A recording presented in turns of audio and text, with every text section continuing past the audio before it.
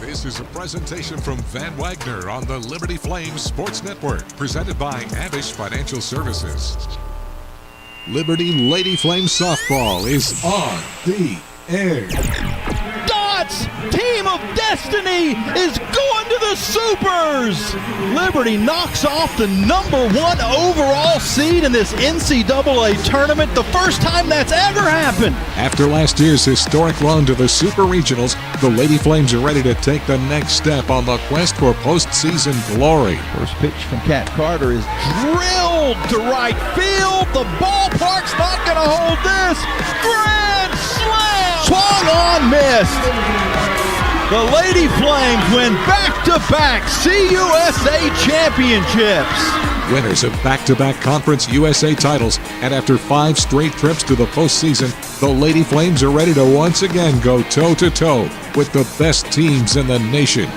Roberts, fly ball left center field, well hit, error on the run, can't get it! That ball's down up against the wall. Liberty beats Virginia on a stunner from Brooke Roberts. Strikeout ends the ball game. Liberty comes to UNC and the Lady Flames knock off the Tar Heels. This is your home for Liberty Lady Flames softball. Hear the live play-by-play from Van Wagner on the Liberty Flames Sports Network, presented by Abish Financial Services.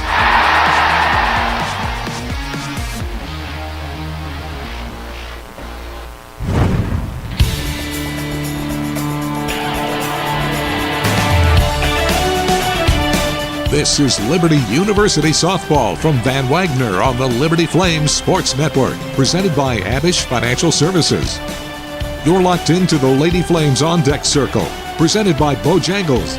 Stay tuned for an in-depth look at today's game, including our pregame chat with head coach Dot Richardson. Liberty Lady Flames softball is brought to you by Bojangles' famous chicken and biscuits. It's Bo time. Carter Bank, life lived full. Foster Fuels, providing reliable service for 100 years. Lynchburg Nissan, nobody beats our prices, nobody. And by Rogers Heating and Cooling, servicing Greater Lynchburg's HVAC and electrical needs. Now we take you live to the ballpark for exclusive pregame coverage of Liberty softball from Van Wagner on the Liberty Flames Sports Network, presented by Abish Financial Services. Hello, everyone, and welcome into Kennesaw, Georgia, where the Lady Flames are going to be finishing up the regular season against the KSU Owls. The Lady Flames know that they're in the Conference USA tournament. They just don't know exactly where they're going to fall in as far as the seeding is concerned. They still have a slight chance. Everything would have to fall in perfectly, but they could get as high as the #2 seed. They could also drop into the play-in game, which is a single elimination game, 2 games, on Wednesday that gets you into the main double elimination tournament that actually starts later in the day on Wednesday. The Lady Flames are 23-27 on the year, 15-9 in Conference USA. Kennesaw State is 7-40 and 3-21 in the conference. Kennesaw State's looking to snap a couple of losing streaks. They've lost 15 in a row in the series against Liberty, and also this season their last win was March 29th, a victory against UTEP. And when we take a look at what the Flames are doing as far as Conference USA, mentioned that they're actually in a 3-way tie with Delaware and New Mexico State for 3rd place, 3 games behind second place WKU. Jack State has clinched the regular season title. They'll be the #1 seed up in Newark, Delaware. Again, this tournament starts next week. Alexia Carrasquillo has been leading the Flames offensively. She leads Liberty in both homers and RBIs, 11 homers, 42 RBIs. Freshman Danny Lee is batting .351. Ella Fox is the team leader in runs scored and stolen bases, 33 and 9 respectively there. And the Flames pitching staff, it's been kind of by committee, but it does seem as if Camden Anders has kind of worked her way into the stud role. She gets most of the more important games, but imagine we're going to see a lot of the Flames pitching staff this weekend. For Liberty, on the opposite side, it'll be Taylor Daniel that they'll go up against. And this Kennesaw State team, offensively, they had their moments, but the problem has been on the other side. Their team ERA is 7.37, and the Flames their ERA is higher than they would want, but comparatively 4.55, and Liberty is hitting 20 points higher as far as batting average is concerned, 270 to 250. The Flames also 38-21 in homers this year, 198, 132 in RBIs when you compare the two teams. We'll take a timeout, and when we come back, we'll get the thoughts of head coach Dot Richardson Pinto as the Lady Flames finish up the regular season. This is game 1, moved back to 6 o'clock. If you're tuning in thinking, why isn't it in the second or third inning by now? This game was originally scheduled for 5 o'clock Eastern, and it is now a 6 o'clock approximate start. So we'll get the thoughts of Coach Richardson right after this break. You're listening to the Liberty Flames Sports Network from Van Wagner, presented by Abish Financial Services. It's bow time. Carolina legends aren't born. They're handmade, only in Bo's Real Southern Kitchen. It all starts with fresh, never frozen chicken marinated for 24 hours in a flavor-packed blend of bold Southern seasonings. Then we hand bread and fry it to crispy, juicy, mouth-watering perfection. That's not just any chicken, that's the Carolina legend. Order some Bojangles and taste what everyone's been craving since 1977. It's bow time. Thousands of our teammates make and deliver 300 of the world's best brands and flavors, locally. From the heartland to the coast, in big cities and small towns. Our products are moving, and our trucks are rolling. We share a passion and a purpose, and we love to refresh and serve our communities. We are Coca-Cola Consolidated, your local bottler.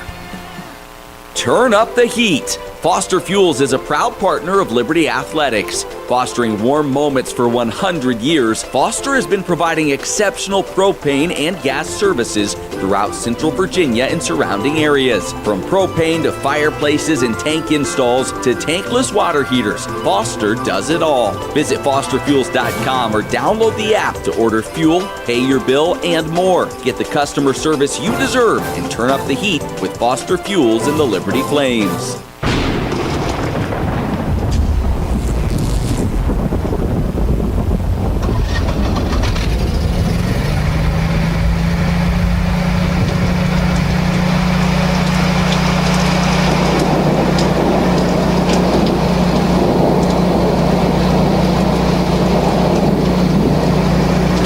Rogers Heating, Cooling, Electrical, and Plumbing. Your certified Generac backup generator experts. Online at callrogers.com.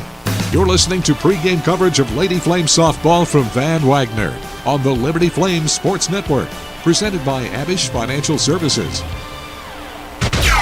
This is the Lady Flames On Deck Circle, presented by Bojangles. Time now for our pregame chat with Liberty head coach Dot Richardson.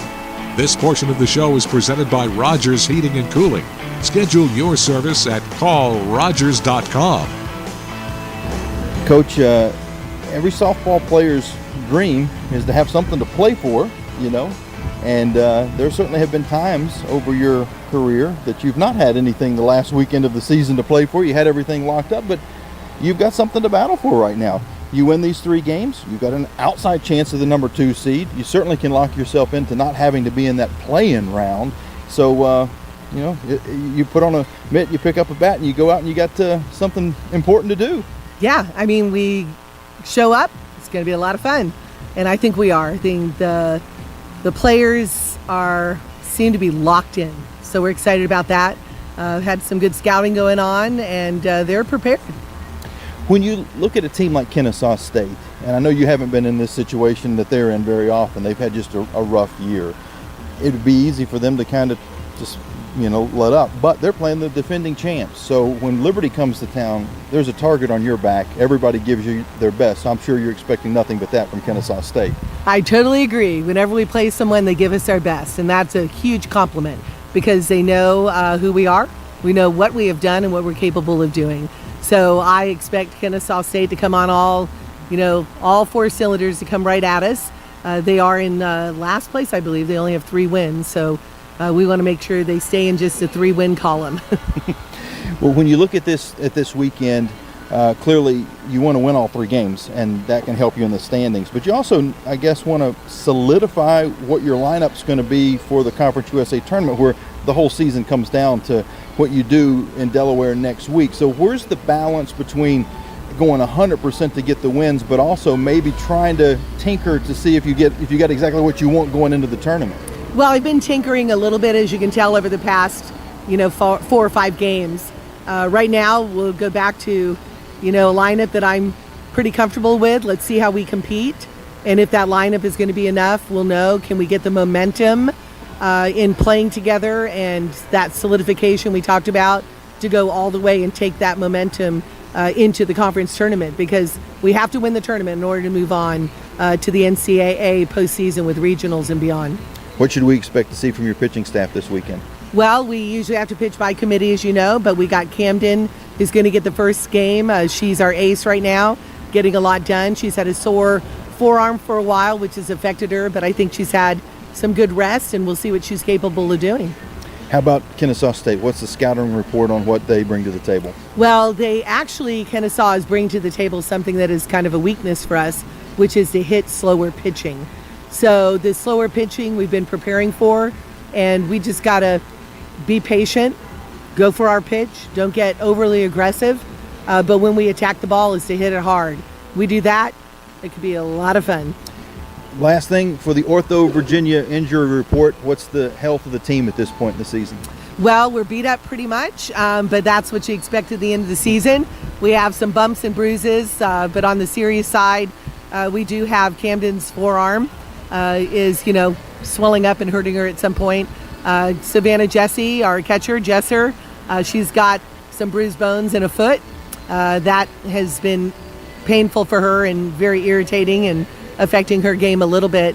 Dory got hit in the forearm against UVA when she's up to hit. She got hit by that pitch. And I'm trying to think of a few others that are out there. Just Savannah Watley is, she's just been under the weather. It's not good, and she's been evaluated. We don't know exactly what her diagnosis is, but I think at this point, she knows she's a senior, and she's going to get everything she have, and I'm going to give her the opportunity to perform. But when it gets to where it's really affecting her, I'm going to have to pull her out. Sounds good, Coach. Wish the best. You got it. Thank you, and God bless everybody. Thanks for following us, and keep following us. Go Flames. God bless you guys. We'll be back with the relevant law first pitch right after this here on the Liberty Flames Sports Network from Van Wagner, presented by Abish Financial Services. Owned and operated by a Liberty alum, Larry's Tire and Auto Repair offers complete auto service including tires, preventive maintenance, and more. Larry's Tire carries all major brands and is open from 8 a.m. to 5 p.m. Monday through Friday at any of their 4 locations, with 2 in Lynchburg, 1 in Forest, and 1 at Able Tire in Concord. More information on Larry's Tire is available at larrystireservice.com. At Carilion Clinic, the success of their employees is based on a culture that welcomes them and nurtures their growth. As the largest nonprofit employer west of Richmond, Carilion's team members are always learning and forever curious. Carilion is more than a healthcare system. It's a team of unique individuals doing what matters most, caring for the community. Visit CarillionClinic.org/careers and search their opportunities. Come join 13,000 employees who are Carilion proud. Frank Good Builders is a proud supporter of the Liberty Flames. Frank Good Builders and its partners design and build beautiful custom homes in the Lynchburg and the surrounding areas. From designing a plan to picking out fixtures, Frank Good Builders works with you to design and build your truly custom dream home. Frank Good Builders can be reached at 434-238-3710 or frankgoodbuilders.com. At Carter Bank, we believe life is best lived full of opportunities and dreams, of goals achieved and promises kept. We've been creating opportunities for more people and businesses to prosper since 1974. That means great local lending, convenient access to your money, accounts and guidance that make it easier to get more done. We are Carter Bank, the preferred community bank of Liberty Flames Athletics. Visit carterbank.com to learn more. Member FDIC, Equal Opportunity Lender. This broadcast of Liberty University Athletics is authorized under rights granted by Liberty University to Van Wagner Sports and Entertainment and is intended solely for the entertainment of our listening audience. The accounts, descriptions, and broadcasts may not be transmitted in any form without the express written consent of Van Wagner Sports and Entertainment and Liberty University Athletics. The announcers are selected by the Liberty Flames Sports Network and approved by Van Wagner Sports and Entertainment.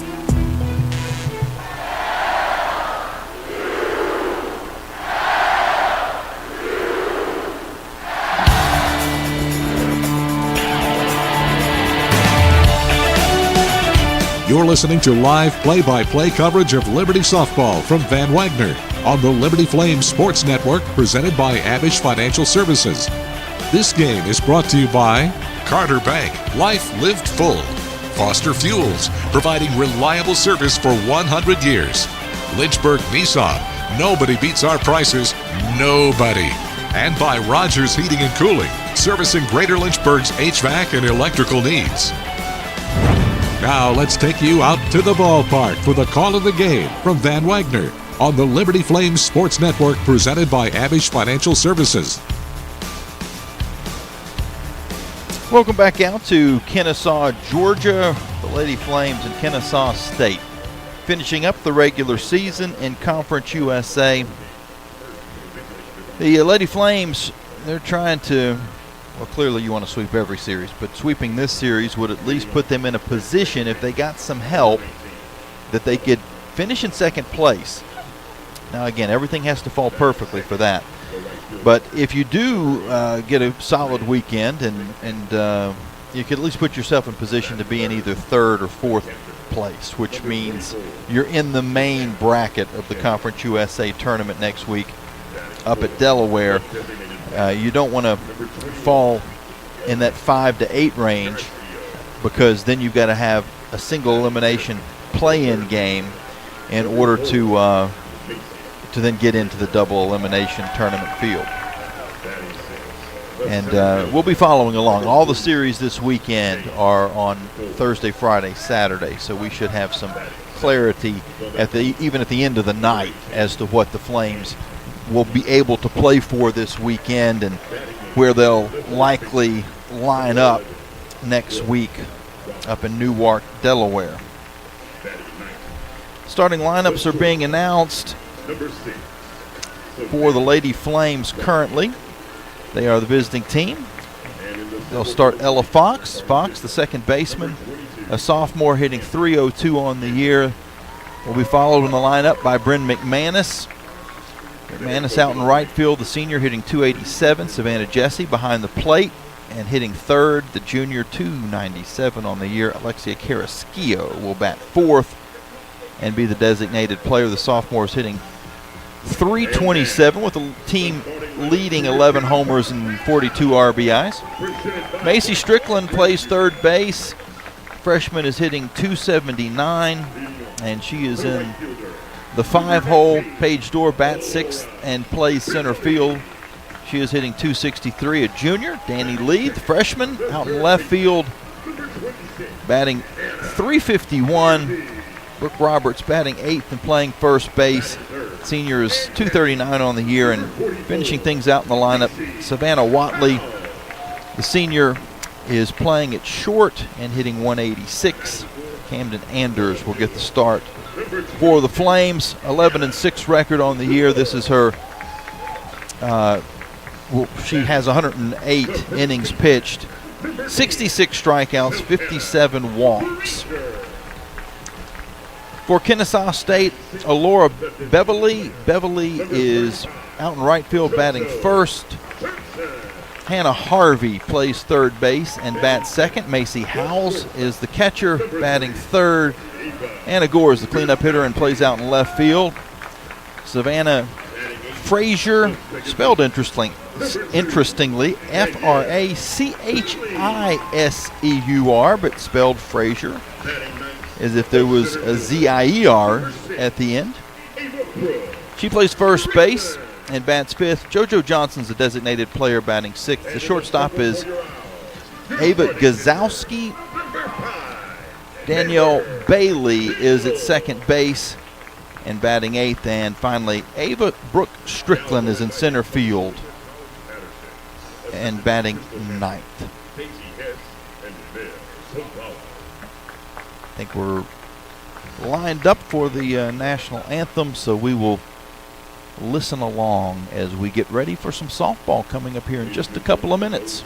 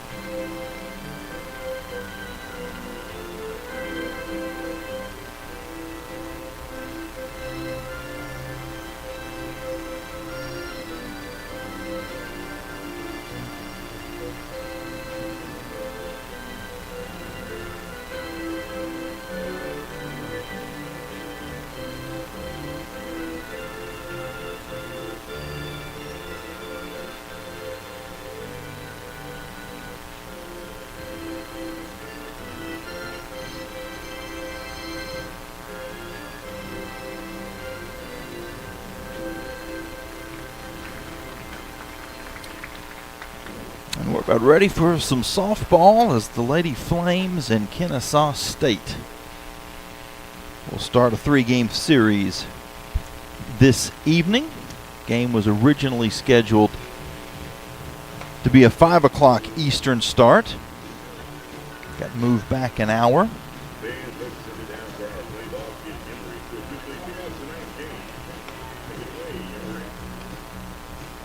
From our vantage point, hard to see the crowd, but seems like a decent amount of folks showing up for this final weekend series for Kennesaw State. They will not make the Conference USA tournament in the bottom 4. So this will be the end of their season after Saturday.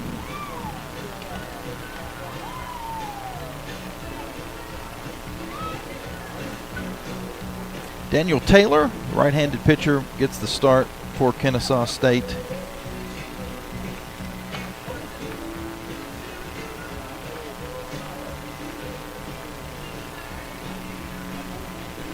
Numbers on Taylor: 0-14 record this season, 7.66 ERA. This is her 15th start, 34th appearance, 70 1/3 innings pitched, 14 strikeouts, 51 walks.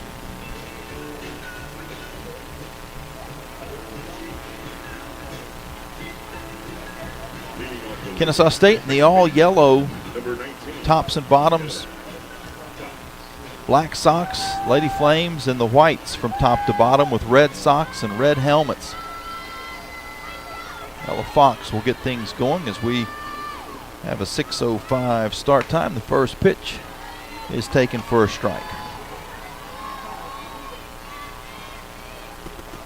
Weather here in Kennesaw, 69 degrees. A picture-perfect day. Its off speed is high and tight. 1 ball and 1 strike. Infield in. All the way around for Fox. Here's the 1-1. Misses. 2 balls and 1 strike. Umpires for today: David Gilliam is behind the plate, Danny Slaughter at first, and Mike Hensley at third.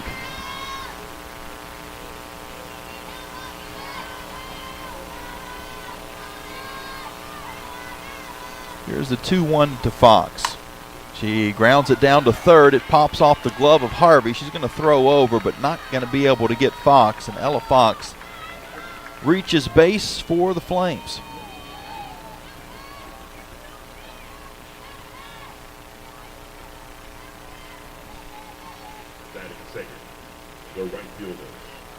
Is that Bob? Sorry, apologize, folks. I just noticed that Bob Pinto is coaching first base. The 2-1. Oh, no, the scoreboard has not been reset. The first pitch, I should say, to Flames' number 2 hitter, Bryn McManus, who's 287 on the year. Runner goes. The throw down is in time. Danny Lee got gunned down by the catcher, Macy House.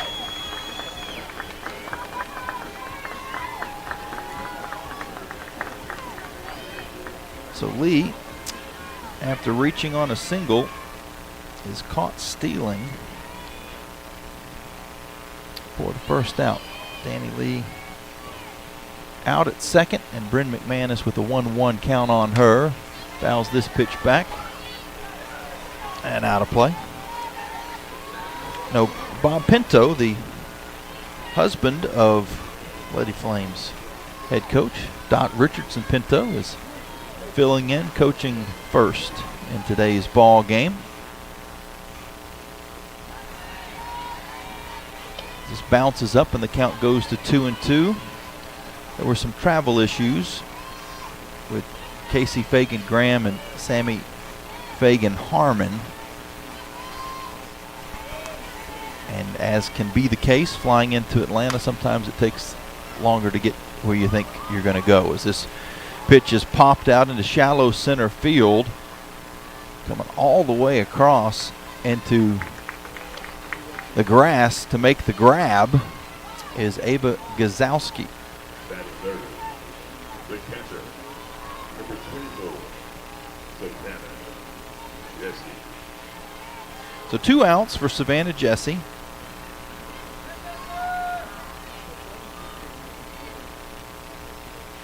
First pitch to her is off speed for a ball.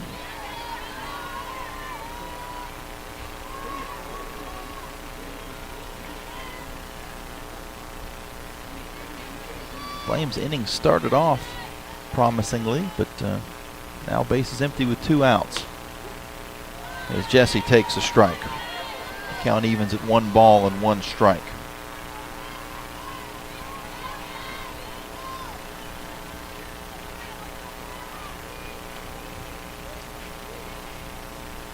Taylor Daniel fires in. Jesse takes the ball and gets out ahead in the count. 2-1. Savannah on the season, a .297 hitter. 7 homers, 27 RBIs. Here's the 2-1, a ground ball to short, scooped up, and the throw over from Gazowski is in time for the final out. So Daniel faces the minimum after the Flames get a leadoff single. A caught stealing puts the Flames down with nothing across here in the top of the first here on the Liberty Flames Sports Network from Van Wagner, presented by Abish Financial Services.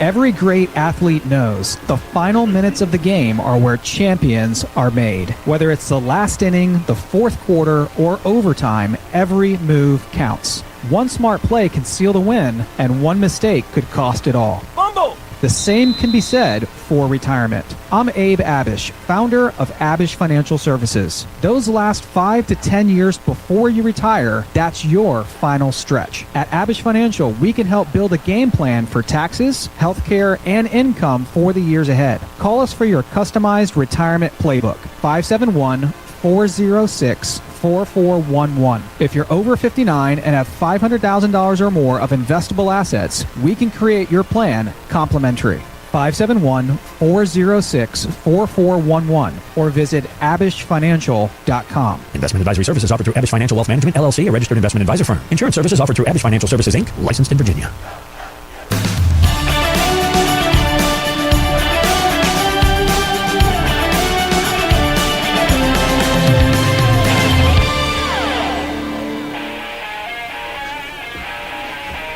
No scores. We go to the bottom half of the first inning here in Kennesaw, Georgia.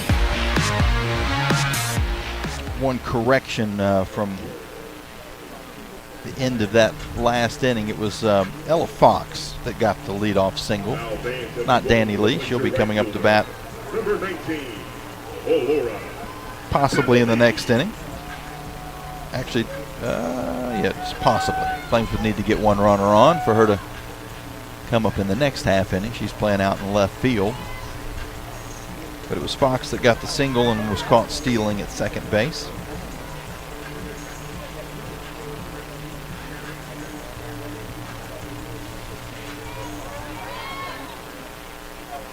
Leading things off for Kennesaw State is Alora Beverly. First pitch from Camden Anders is taken for a strike. Anders pitching. Savannah Jesse behind the plate. Macy Strickland at third. Savannah Watley at short. Ella Fox at second. Brooke Roberts at first.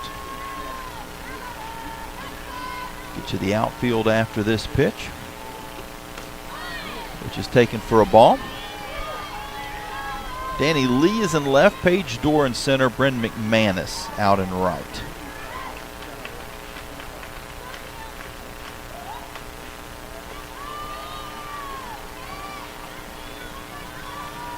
Timeout called by the Flames. And this is no excuse for switching up Ella Fox and Danny Lee, but if I have any defense, they have the exact same number of letters in their names. This pitch taken for a ball. It would be more difficult to get, say, Bryn McManus and Ella Fox confused. 2-1. Slapped foul and out of play down the third baseline. You know, I didn't think to figure out what the name of that street is, but there's a campus road. There's some trees and then a campus road that goes down the third baseline. I mean, not right down the third, but off the field down the third baseline. This is slapped out in that direction in fair territory where Danny Lee makes the catch. Flames had played her perfectly. Batting second, the third baseman, number 26, Hannah Harvey.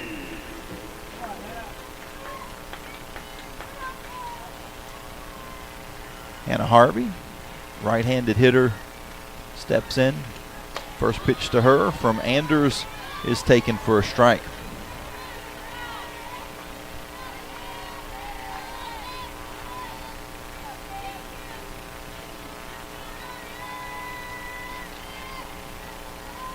Nobody on, 1 out, no score in the bottom of the first. Kennesaw State at the bat, big swing and a miss. So Harvey gets behind in the count.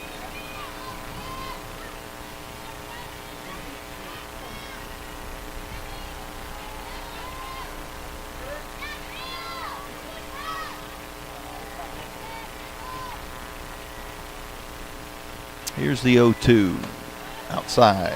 1 ball and 2 strikes.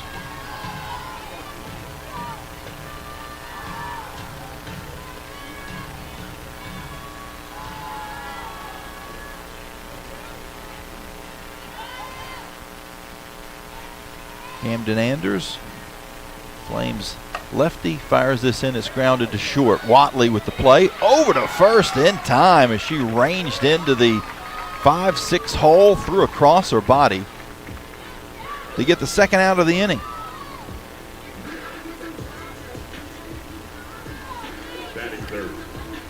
She made it look easy, but that is not an easy play.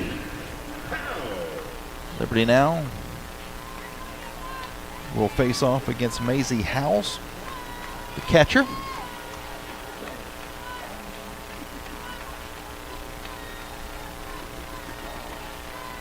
And we've got a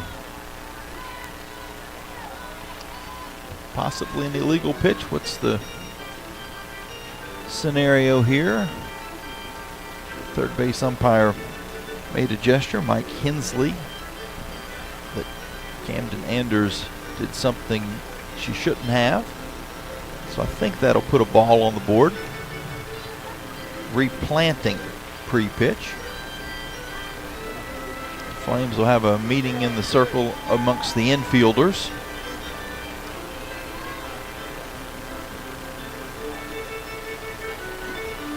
And I believe that will mean it's a 1-0 count. It doesn't show on the scoreboard just yet.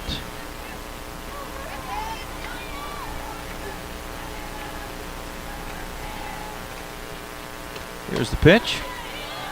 Strike call, evens things up at 1 ball and 1 strike. Series record between these two teams, the Flames lead 21-6. They've won the last 15.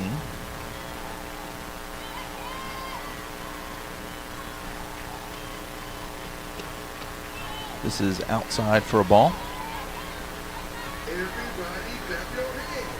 Selena Collins Patterson, the head coach of Kennesaw State in her first season here, 7-40 record. She did coach a couple years at Sam Houston as well, back in the back about a decade ago.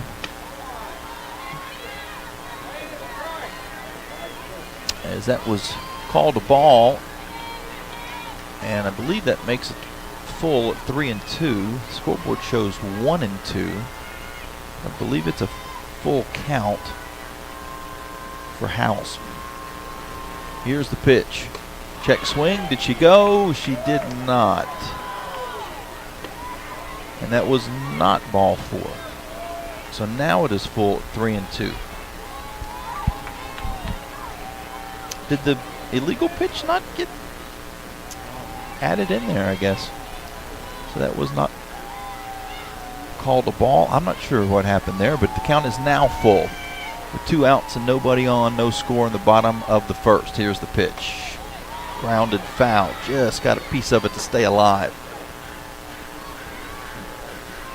Off-speed pitch had her out in front.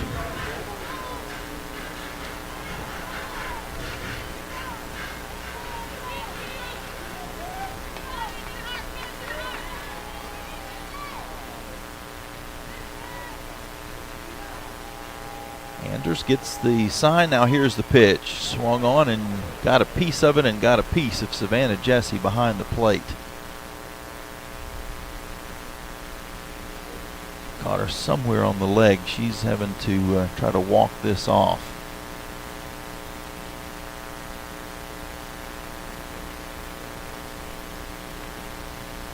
She is one tough customer, so it'll take a lot to get her out of this game. She's up now walking around trying to get the feeling back, I think.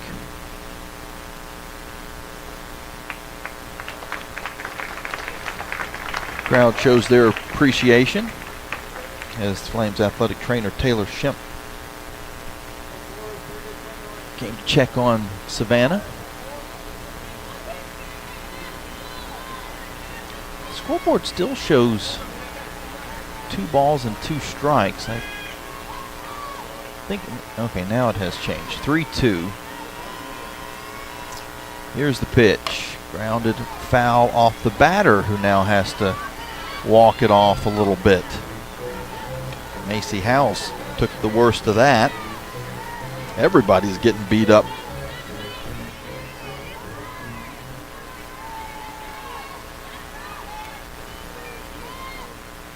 We'll have yet another 3-2. Sent out into left field, fairly deep, but it checks up just shy of the track. And Danny Lee is able to make the catch for the final out of the inning. 1-2-3. Kennesaw State goes down. Here in the bottom half of the first inning, we've got no score as we head to the second on the Liberty Flames Sports Network from Van Wagner, presented by Abish Financial Services. The doctors at Crossroads Family Dentistry say go Flames and good luck this season. Stephen Hatch, James Peary III, Trey Woolwine, and Carol Roberts have over 50 years of experience serving Lynchburg and the surrounding area. Their dental office in Forest is open and ready to serve you. Crossroads Family Dentistry provides all family and cosmetic dental needs and accepts major dental insurances. They're located at 14761 Forest Road in front of Brauburgers. More information is available at crossroadsfamilydentistryba.com. Turn up the heat. Foster Fuels is a proud partner of Liberty Athletics. Foster has been fostering warm moments for 100 years. Headquartered in Brookneal, Virginia, Foster has been providing exceptional propane and gas services since 1921. Stop by one of our 6 showroom locations across Central Virginia to view our wide range of products, from propane to fireplaces and grills to tank installs and tankless water heaters. Foster has it all. Download our app or visit fosterfuels.com for more info.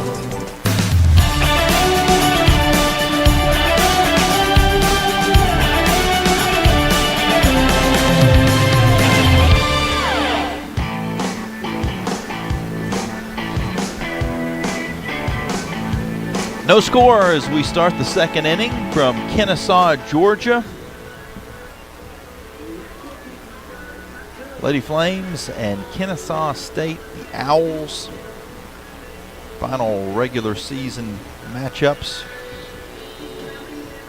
scheduled for 5 o'clock today and tomorrow. This game was moved to 6 o'clock. Tomorrow is still scheduled for 5. There is some potential for some rain on Saturday. It is currently listed at noon. The Flames don't travel out until Sunday, as Alexia Carrasquillo will dig in, and she takes the first pitch for a ball. So that does open up the calendar to get the game in pretty much in any time on Saturday. And we'll let you know if there's any adjustments because of weather. The 1-0. Off speed, but it's in there for a strike. Scoreboard operator anticipated the ball call there. It was a little bit of a late signal. The 1-1 and high and tight. 2 balls and 1 strike to Carrasquillo.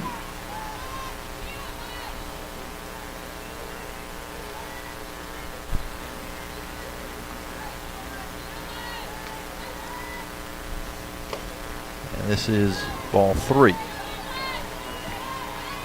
Taylor Daniel, pitcher for Kennesaw State.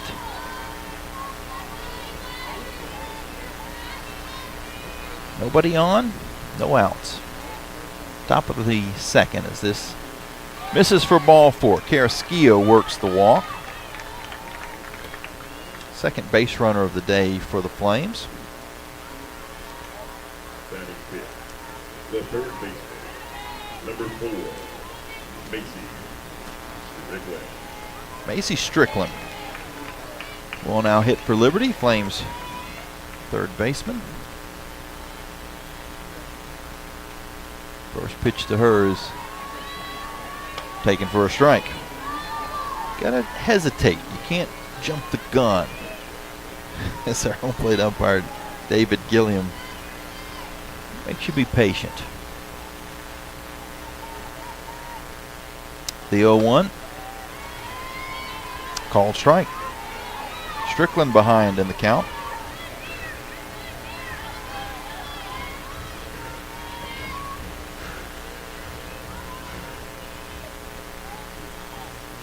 Runner at first. No outs. Here's the 0-2. Just got a piece to stay alive. A lot of foul territory between the home plate area and the batters. I'm sorry, the on deck circle, I should say, and then also the dugout.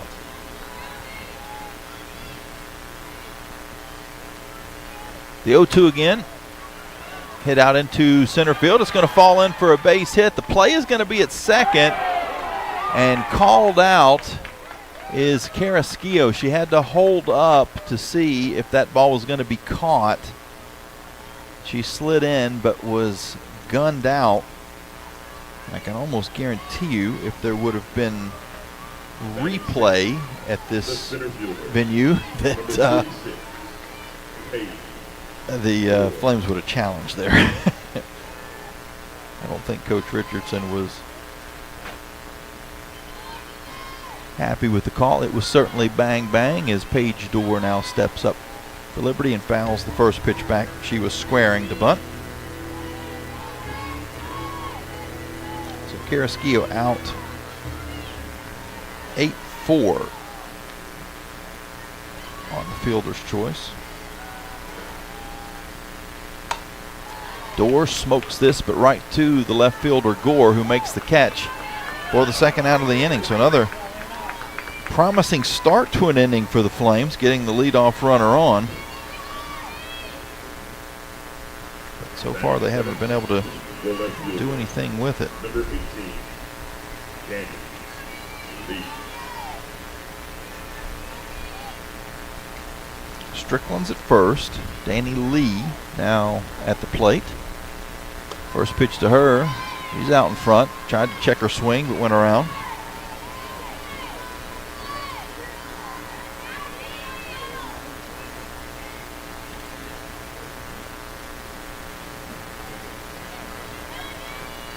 Here's the 0-1. High and outside. 1 ball and 1 strike. A campus bus just passed by, but anytime you're in the Atlanta area and you hear the sound of a bus, that sound of a bus stopping, I can't help but think of the implosion of the Georgia Dome as this is fouled off to the right. Can't remember if it was the Weather Channel or CNN. I think it might have been the Weather Channel. Anyway, someone had a nice shot of the implosion and one of the Metro Atlanta buses pulled up, completely blocked the view as this 1-2 is hit back up the middle, but played by the shortstop Gazowski. She's able to flip it over to Bailey for the final out of the inning. So again, the Flames get the leadoff runner on, but can't make anything of it. And we go now to the bottom half of the second inning with no score. Here at Kennesaw State, you're listening to the Liberty Flames Sports Network from Van Wagner, presented by Abish Financial Services. Are your feet preventing you from living life? Hi, I'm Jonathan Cotton, and you may have heard my Good Feet story, how I love my arch support so much that I bought the store. Since then, thousands of customers have found relief from foot, knee, and back pain. I love to hear their stories of walking, running, and just enjoying their new life pain-free. Don't let foot, knee, or back pain keep you from living the life you love. Come into the Good Feet store for your free fitting and test walk. Visit goodfeet.com for the location nearest you. We look forward to seeing you soon at the Good Feet store. 11 West is a proud sponsor of the Liberty Flames. 11 West specializes in apparel screen printing, embroidery, sew-on, and flat printing. From the design phase with their graphics arts team to the finished product, 11 West collaborates with each client to craft custom apparel and promotional products. For more information, visit 11west.com, call 540-639-9319, or stop by their location at 6598 New River Road in Radford. 11 West, outfitting America and logo wear.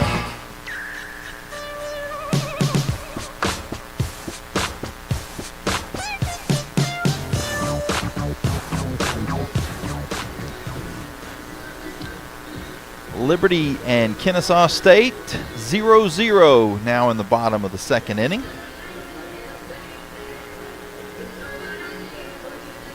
The Owls went down 1-2-3 in the first, so they'll have Gore, Frazier, and Johnson coming to the plate in the second inning. Gore, a .309 hitter on the year. She started every game this season for the Owls. 5 homers, 27 RBIs.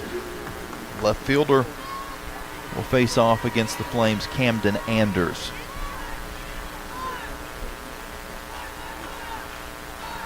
First pitch from Anders. Inside half for a strike.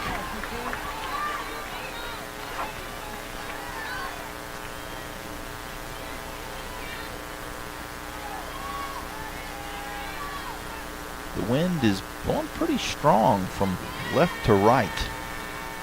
Flags whipping out in center field. This is grounded off of Gore.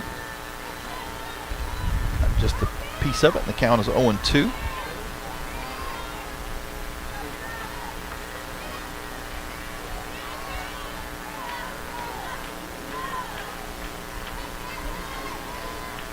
Nobody on, nobody out. No score in the bottom of the second. Here's the pitch. Foul back to the screen.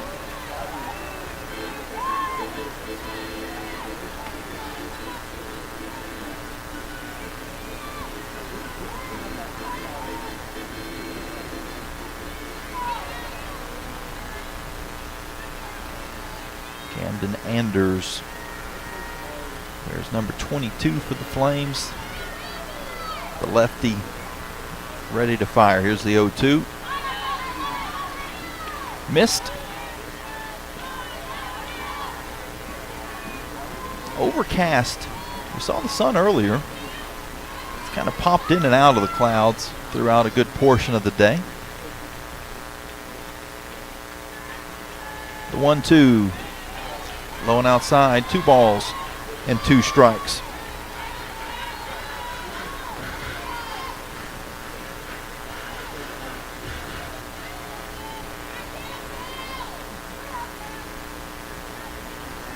Now the 2-2 to Gore.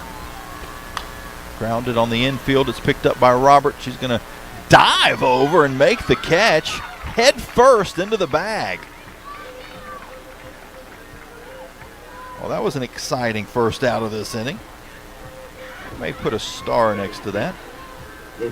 That's a spot where on a larger scale at baseball, first baseman makes a play perspective-wise there. The pitcher might have time to get over and help out and cover the back, but there's just not enough time and space in softball for that to happen. So it was Brooke or nothing, and she dove in Pete Rose style into the base to get the out. A 1-0 count to Frazier. Savannah Frazier, first baseman for Kennesaw State. And we have another illegal pitch, it seems. And I think the Flames are going to get a visit in the circle. Emily Kirby, Lady Flames assistant coach and all-star pitcher in her own right, professional pitcher, Florida Vibe, comes out. I think this is more of a mechanics conversation than anything. Savannah Jessie was the one that actually asked in the dugout for Kirby to come out, and they settle things down. Now we're ready to go again. Frazier, a freshman on the season, hitting .258. 1 homer, 7 RBIs. Nobody on base, 1 out. Kennesaw State at bat here in the bottom of the second inning. 2-0. Gets her out in front. It's now 2 balls and 1 strike.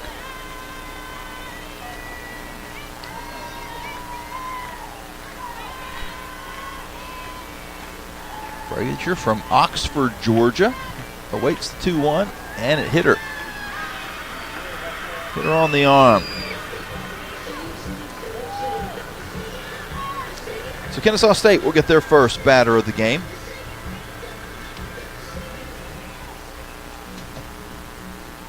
JoJo Johnson, the designated player, now hits for the Owls. 200 hitter on the year. 2 homers, 13 RBIs.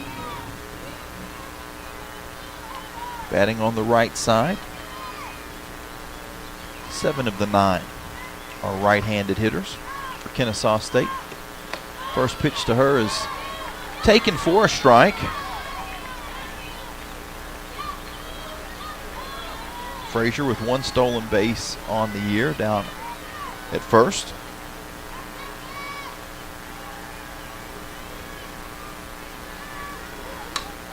Pitch is nubbed foul down the third baseline. Goes to 0-2.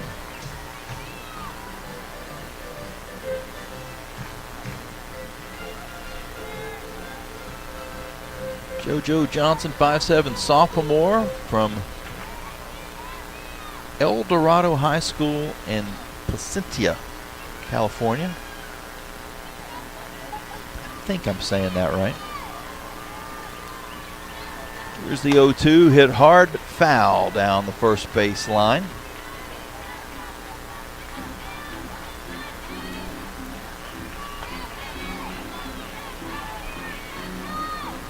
Runner at first, 1 out. No score in the bottom of the second inning. Kennesaw State at the bat.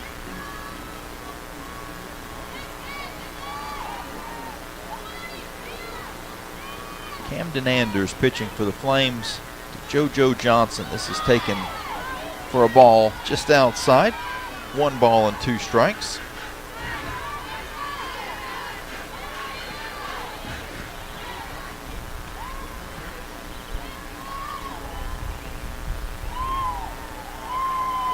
The 1-2. Inside out swing, fouls it over first base. We'll do it again.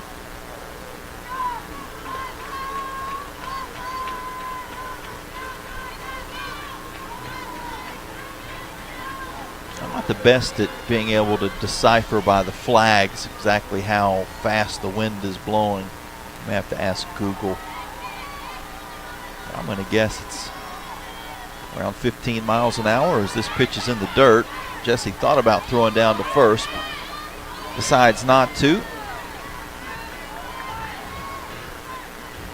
Quite a few trees beyond right field as well above the scoreboard. They're blowing around too in the wind. 2-2, got her out in front, swing and a miss. First strikeout of the game for Anders. 2 outs for Ava Gazowski. The shortstop, number 3, Ava Gazowski. Gazowski also a right-handed hitter. First pitch to her. It's taken for a ball.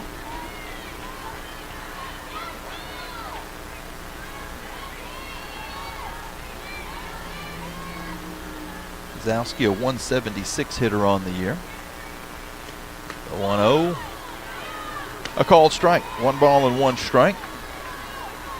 No homers, 3 RBIs for the Kennesaw shortstop.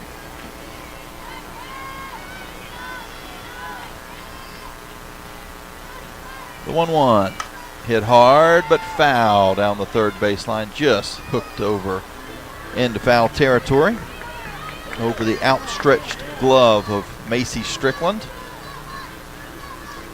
Grass surface. In fair territory anyway. There is some artificial turf in front of the dugouts and behind the between the dirt and the backstop behind home plate. But in the field, dirt and grass. The way God intended. The 1-2 foul back to the screen. I know there are a lot of administrators that are going to disagree with me on that because of how much it saves cost-wise to have the turf in play.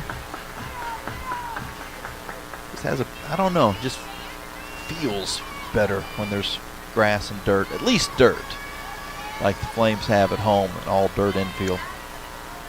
The 1-2. Outside for a ball, 2 balls and 2 strikes.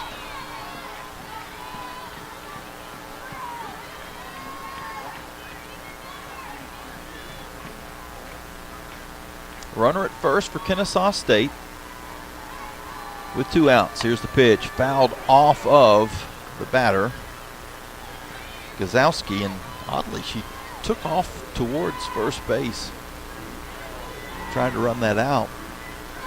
She, of all people, would have known that it hit her foot, I would think. But I guess maybe no one else sees it. You think you could run it out, beat it out? Possibly. Here's another 2-2 in the dirt. Jesse is able to keep it in front. We'll have a payoff pitch coming.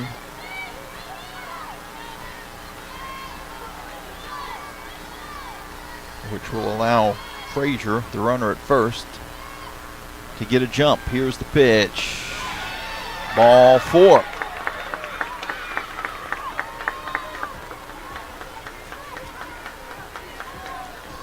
Runners at first and second with 2 outs in the bottom of the second. So a walk and a hit by pitch in this inning is giving Kennesaw State an opportunity with a well-placed 2-out hit to get on the board.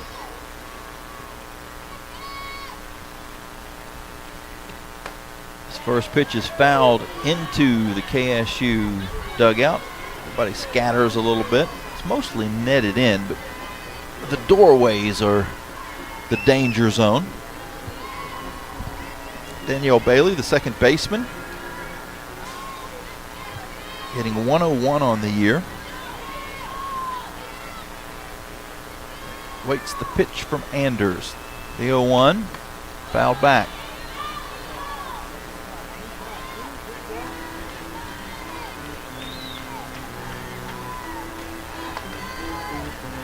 Bailey has struck out 21 times on the season in 69 at-bats. Anders would love to make it 22 and get out of this inning with nothing across. The 0-2. Outside, try to get her to chase something. She did not. The count is 1 ball and 2 strikes.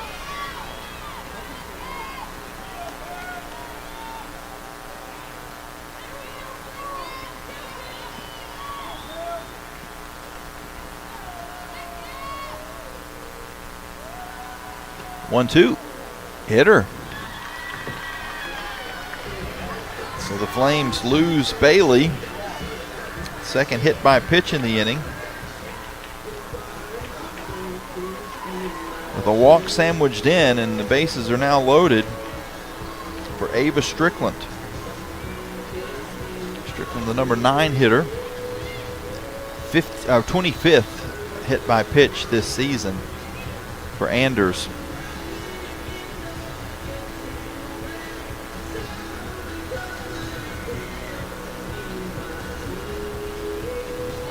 Works out to about 1 every 4 innings-ish. Number 6, Ava Brooks Strickland.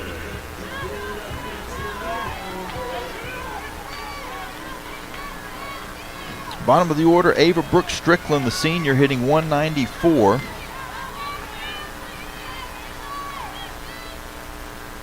Does have 10 RBIs. Takes the first pitch for a strike.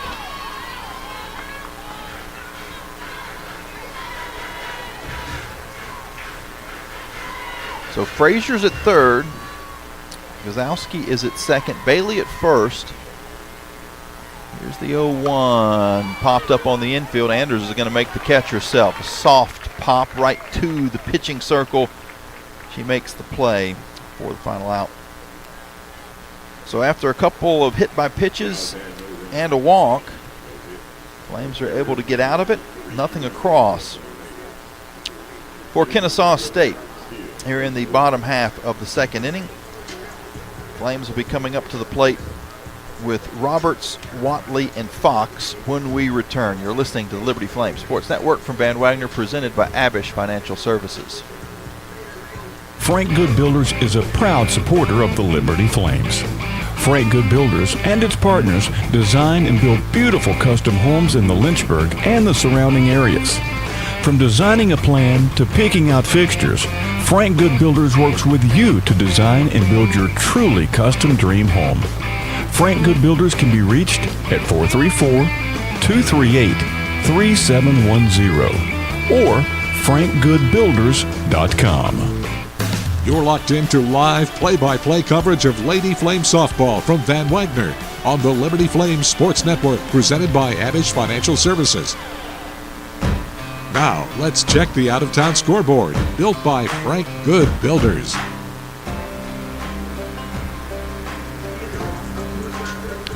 There is a full slate of games in Conference USA. All the series were moved up in order to get the games in on Thursday, Friday, and Saturday in preparation for next week's Conference USA tournament, which will take place Thursday, Friday, and Saturday. Wednesday, Thursday, Friday, and Saturday in Newark, Georgia. Newark. Now I'm going to check. Is there a Newark, Georgia? I don't think there is. Newark, Delaware, and not Newark, as they say in New Jersey, Newark.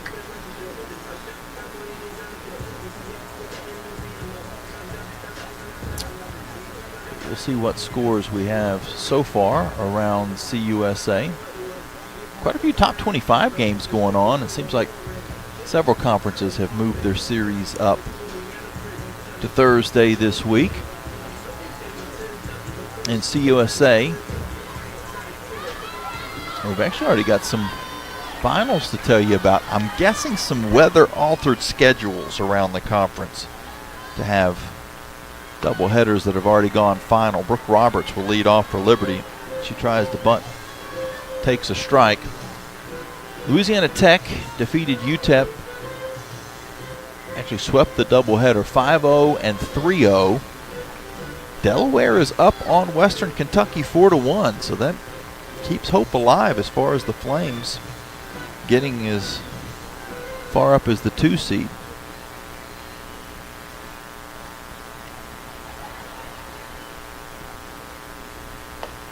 Roberts takes the ball. Not quite Yahtzee. 1 ball, 1 strike. 11 at the bat, but no outs. Each of the rest of those Conference USA scores here in just a second as Roberts drills this to right field at the wall and off the wall. She's going to step into second with a double. Halfway up the owl. Out in right field, Alora Beverly had that go over her head, and Brooke Roberts leads things off for the Flames. Liberty has gotten the leadoff runner on every inning so far, but haven't been able to do anything with it. But this is the first time that the Flames have gotten a runner past first base.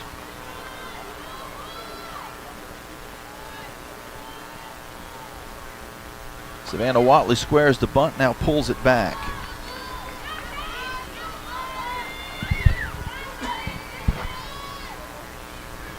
Watley, the Flames shortstop, hitting 186 on the year. The lefty awaits the pitch, takes it for a ball. Oh, nope, for a strike. You really have to be very patient, and I've learned that lesson. The scoreboard operator has learned that lesson. The home plate umpire, David Gilliam, must do like 1 Mississippi, 2 Mississippi, 3 Mississippi. Rock, paper, scissors, shoot, and then he makes the call. Watley takes a ball. I'm pretty sure it's 2-1 is the count. The board shows 3-0. 2-1 the count to Watley. Now all 3 balls. She takes that off the plate. And I promise you we'll get back to these Conference USA scores here in just a second. Want to get ahead of the action. Here's the 2-2. Or it is 2-2. Okay.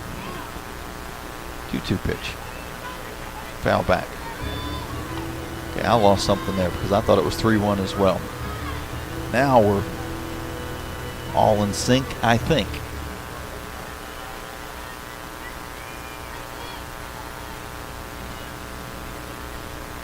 Two-two, low. Watley with a good eye. Count will run full. Roberts at second. No outs, no score in the top of the third here at Kennesaw State. Here's the pitch. High, ball 4. Watley draws the walk. That is the second walk that the Flames have been able to draw in this ball game. And we go back to the top of the order. Ella Fox, who got a single but was caught stealing in the first.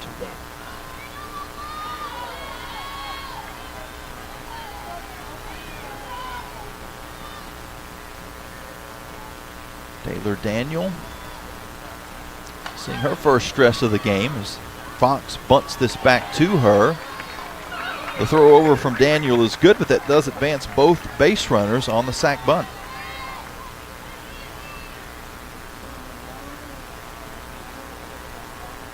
The right fielder, number 8.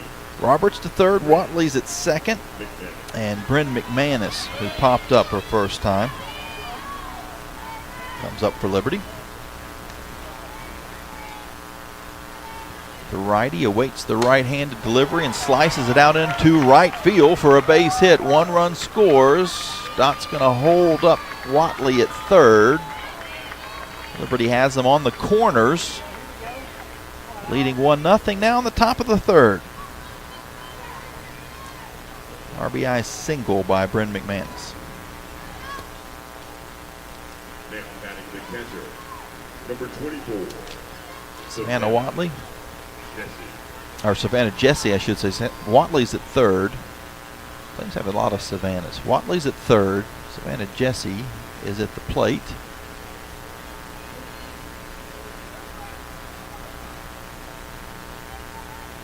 And we have a pitch clock violation. The runner fakes going.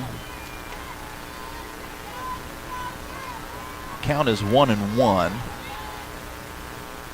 Savannah Jesse, with runners at first and third, will dig back in. Daniel fires off speed for a ball. 2 balls and 1 strike.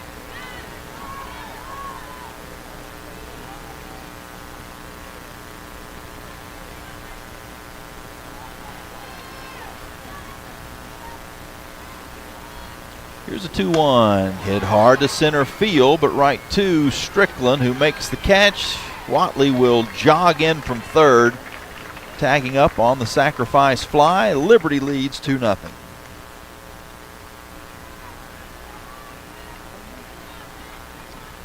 Good situational baseball, softball in this case, for the Flames. Speaking of baseball, they're making the long trip across the country to New Mexico State this weekend. I was talking with Nick Pierce and his travels. They went through Dallas to get, or eventually get to Las Cruces. I think they're still probably en route at the moment. First pitch to Carrasquillo is taken for a ball.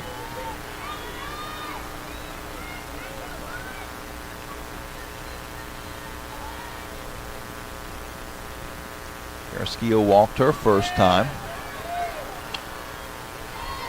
Count evens up at 1 ball and 1 strike.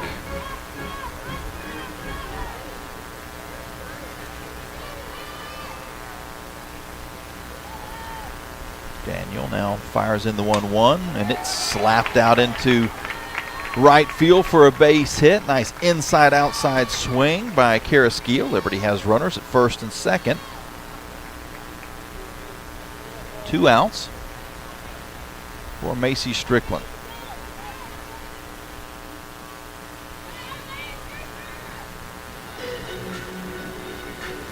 We're going to get a visit in the circle for Kennesaw State.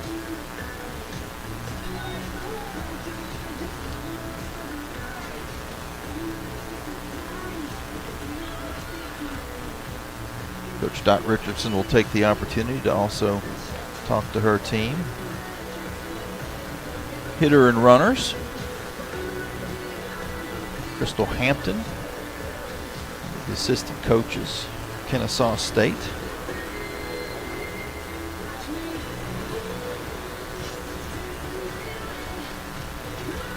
Liberty's gotten the scoring underway.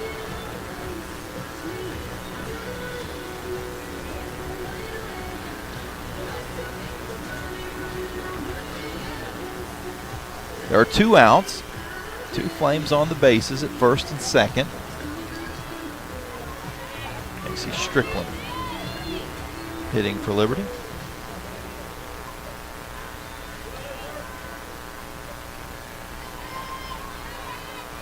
Now we're ready to go.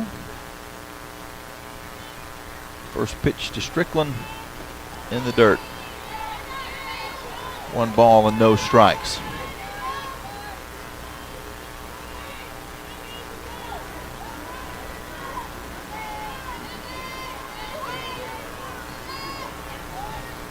Taylor Daniel gets the signal. Now fires in the 1-0. Ground ball to short, and they're going to go to second base for the easy out. Gazowski to Bailey. Flames strand a couple, but they do get 2 runs across. A leadoff double by Brooke Roberts. A walk by Watley. Sack bunt. Single and a sack fly leads to this 2-0 lead for the Lady Flames. As we now head to the 3rd inning here on the Liberty Flames Sports Network from Van Wagner. And we will, I promise, talk the rest of the Conference USA scoreboard after this break. Here from Van Wagner.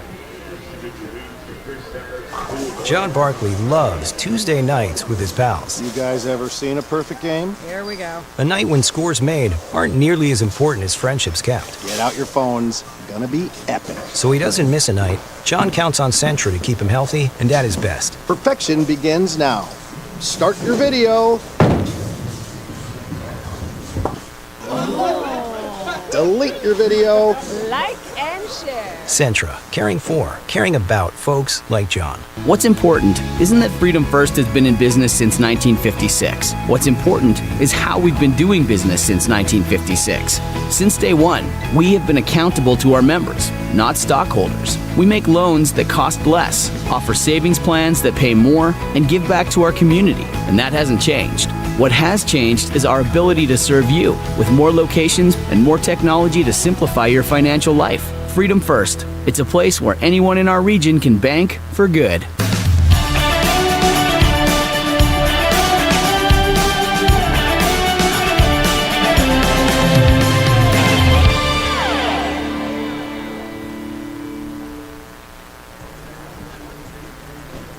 Liberty leads 2-0 in the bottom of the 3rd.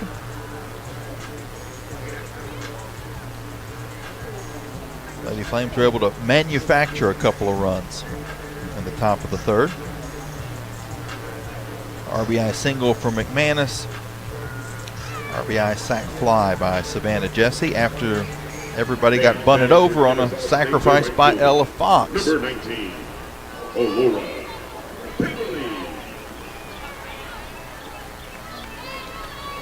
Back to the top of the lineup for Kennesaw State, Alora Beverly. Squares the bunt, pulls back. So we mentioned Louisiana Tech sweeping a doubleheader against UTEP in Ruston. Delaware leading Western Kentucky. That now goes to the 7th inning. Delaware is up 6-1. The 1-0 from Anders is taken for a strike. Just underway, Sam Houston and Jack State are playing. Nothing really on the line there for Jack State. They've already wrapped up the regular season title. 1-1.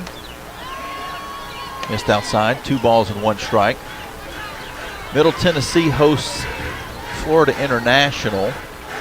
That game is just underway, and coming up here in just a few minutes, Missouri State and New Mexico State will play in Springfield. 2-1, grounded to Watley at short. She scoops it up and throws over to first to get Beverly. Now Hannah Harvey, who grounded out to short herself back in the 1st inning. She'll come to the plate for the 2nd time.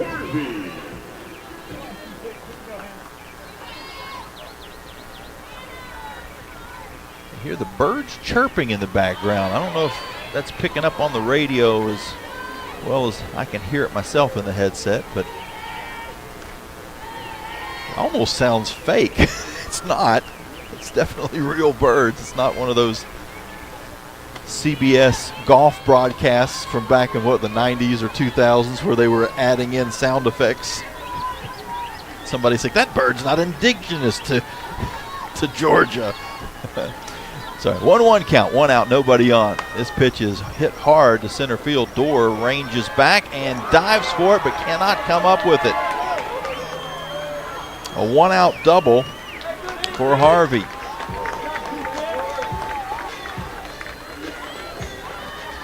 Kennesaw State with something going in the bottom of the 3rd. The catcher, number 44, Macy House flied out to left field, her first time up. Has a runner in scoring position. The 1-1 pitch is low for a ball. Howells came into the day hitting .391, the best hitter on the squad. Team high 10 homers and 40 RBIs. Flames having a base open. Spot to be very careful, and Anders is doing just that as the count now goes to 2 balls and no strikes.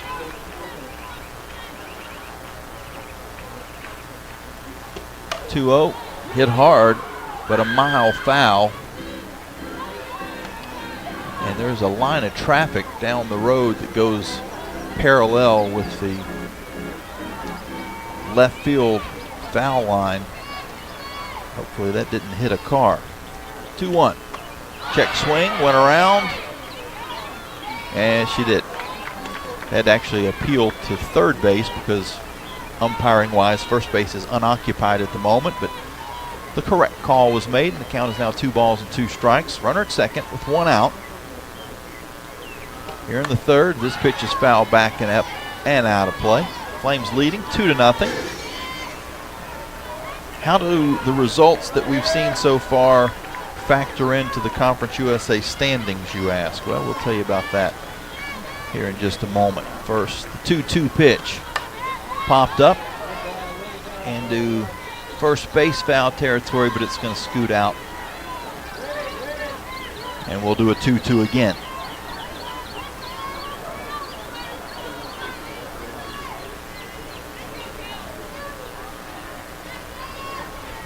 Here's the pitch. Strike 3 called. Second strikeout of the game for Anders, the first looking. And that is a big out to get the best hitter with the runner in scoring position. Number 22, Anna Gore now, who grounded to first, where Brooke Roberts made the play and then dove to the bag head first to get the out. First pitch is fouled off. Well, we mentioned Jack State and Sam Houston playing. We know who's in and we know who's out and we know who the number 1 seed is. We don't know everything else, or very little do we know other than that.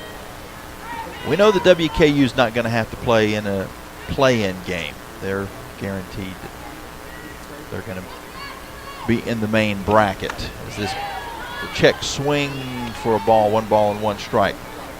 Essentially, 5 through 8 will play to get into the 6-team double elimination bracket. They'll play a single elimination game to get into the bracket.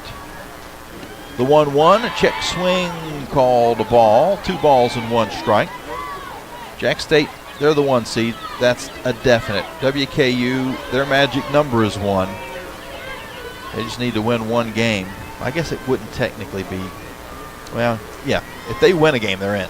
But I guess you can't really say magic numbers. The 2-1 is hit back to Watley at short. She'll throw over to get the final out of the inning. So Harvey's double goes for naught. Liberty leaves her there, and the Flames are up 2-0 after 3. So to finish a thought on the standings real quick, WKU just needs to win 1 game this year, and they'll wrap up the series, I should say, this weekend, and they'll wrap up the number 2 seed. Delaware, New Mexico State, and Liberty are all tied leading in. If Delaware were to sweep WKU and the Flames were to sweep Kennesaw State, then that would change things, and we believe that Liberty would have all the tiebreakers in those scenarios and would get the 2 seed. We're going to certainly need some help along the way. And the main thing, the main goal this week is to avoid falling down into the 5 spot, which would force you to play in the play-in game. We'll take a break and be back with the 4th. You're listening to the Liberty Flames Sports Network from Van Wagner, presented by Abish Financial Services. Hey Flames fans, Gentry Lock is fired up to join in the excitement this season. Gentry Lock Attorneys knows it's all about preparation, precise teamwork, and a competitive spirit for the hard-fought wins. We've got that down. With our fierce drive to succeed, uncommon thinking, and extensive resources, Gentry Lock helps businesses thrive. We are downtown at 801 Main Street, and we serve the Commonwealth and beyond with offices in Roanoke, Richmond, and Norfolk. All the ways Gentry Lock can help clients succeed is waiting for you at GentryLock.com.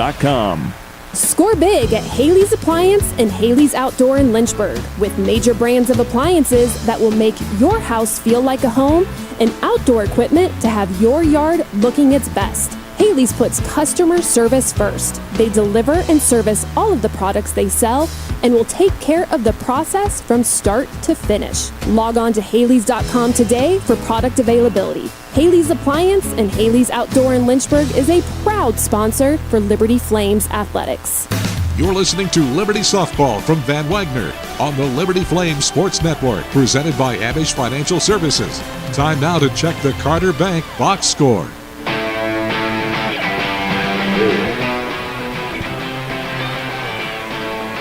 Flames on top 2-0. We've got a new pitcher for Kennesaw State as far as the box score to this point, as Paige Dorr takes a ball. 2 runs, 4 hits, no errors, 3 left on base for Liberty. Kennesaw State no runs, 1 hit, no errors, 4 left on base. The 1-0 is fouled back on a bunt attempt. Leah Junikis is the new pitcher for Kennesaw State.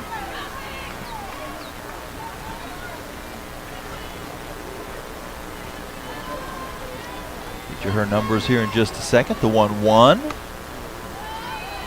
taken for a ball.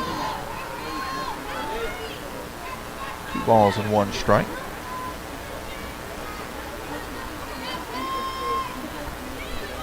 Junikis, the righty, winds and fires. High for a ball. 3 balls and 1 strike. 6-15 record on the year. 6.28 ERA. This is her 36th appearance. 120 and a third innings pitched, the most on the team. 48 strikeouts, 55 walks. Dorr will ground this foul. We'll try it again. Casey Fagan Harmon has taken over the first base coaching duties. I believe that was at least an inning ago. I'm not the most observant, but I believe she's been out there for a couple of innings now.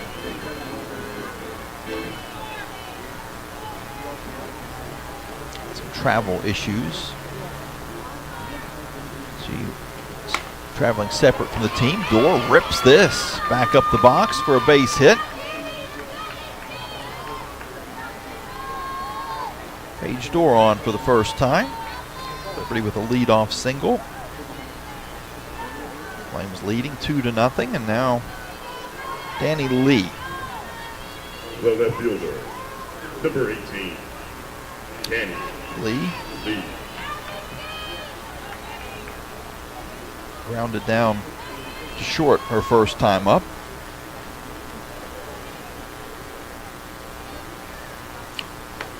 Takes this for a ball.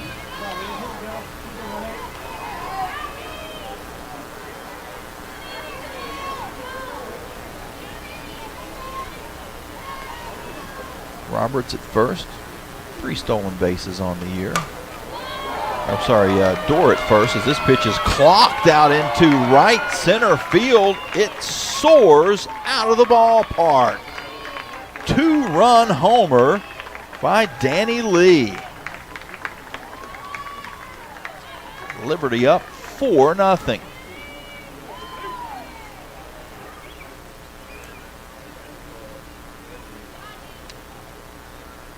And Leah Junikis, the pitcher for Kennesaw State, has walked over to the dugout. I think maybe an issue with her PitchCom system, I think. Are we going to get change that quickly?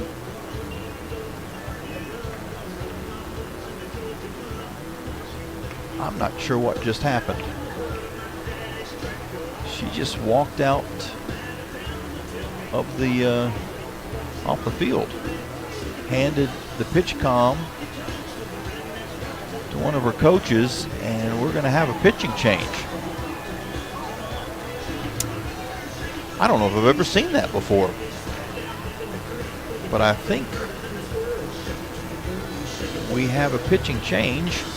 Olivia Tyson is going to come in. Junikis, a very short-lived outing. She faced two batters, gave up a single to Dorr and a home run to Danny Lee. And the thing that's odd about that was I didn't see any indication of anybody in the dugout or on the coaching staff for Kennesaw State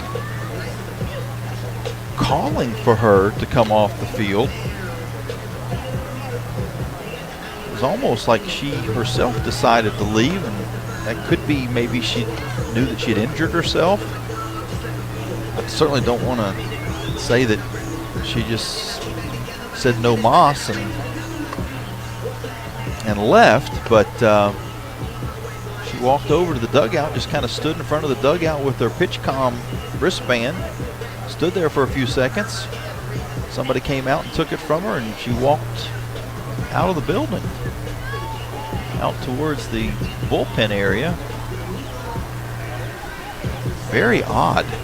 The first baseman, number 11, Brooke Roberts.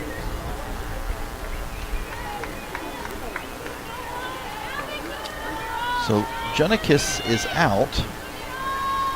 Olivia Tyson is in, and Brooke Roberts will face her. Brooke doubled her first time up.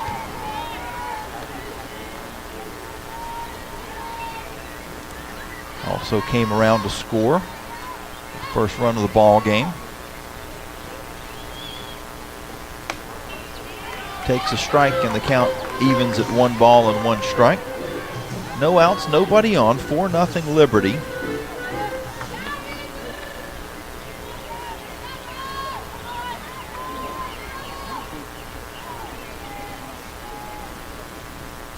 This pitch is taken for a ball. Roberts out ahead, 2-1.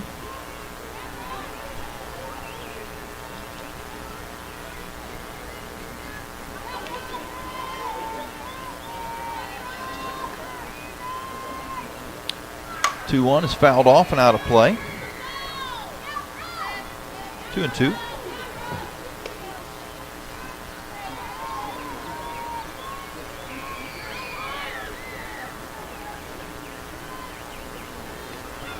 Get you the numbers coming in for Tyson here in just a second. Roberts checks her swing, and the count runs full. 3 balls and 2 strikes.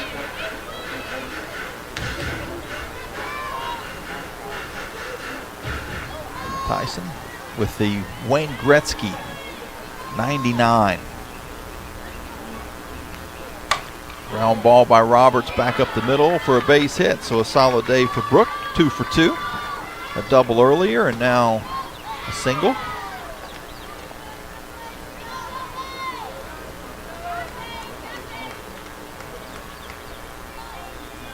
So Tyson on the year.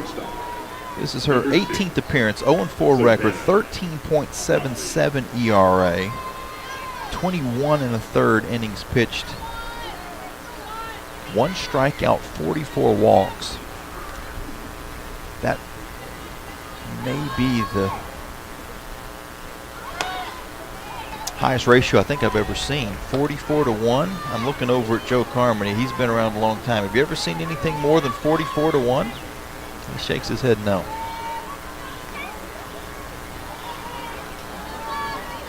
Savannah Watley takes a strike. Now the 0-1 is called a strike.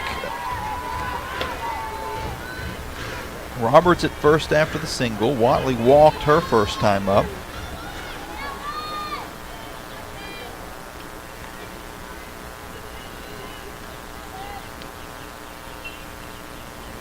The 0-2 high and outside. Don't have a speed gun here, but that seemed like it had a little bit of heat on it. But did miss. Roberts at first. The 1-2 to Watley. Hit hard to center field, but it's going to die there and be caught by Strickland. That's the first out. Roberts stays put at first base. Now the other thing that I don't know the answer to is whether Tyson, in that strange change there when Junicus came out of the game, if she had been warming up previous to that or not. We can't really see. We don't have a particularly good view of the bullpen from here. Now actually, as I leer out, I can see that Riley Limburger is warming up for Kennesaw State as the count is 1-0 to Ella Fox. Fox, the Flames leadoff hitter, hits it to center field. Going back is Strickland, and she makes the catch on the warning track. Fox gave it a ride, but the ballpark held it as the wind is now completely dead.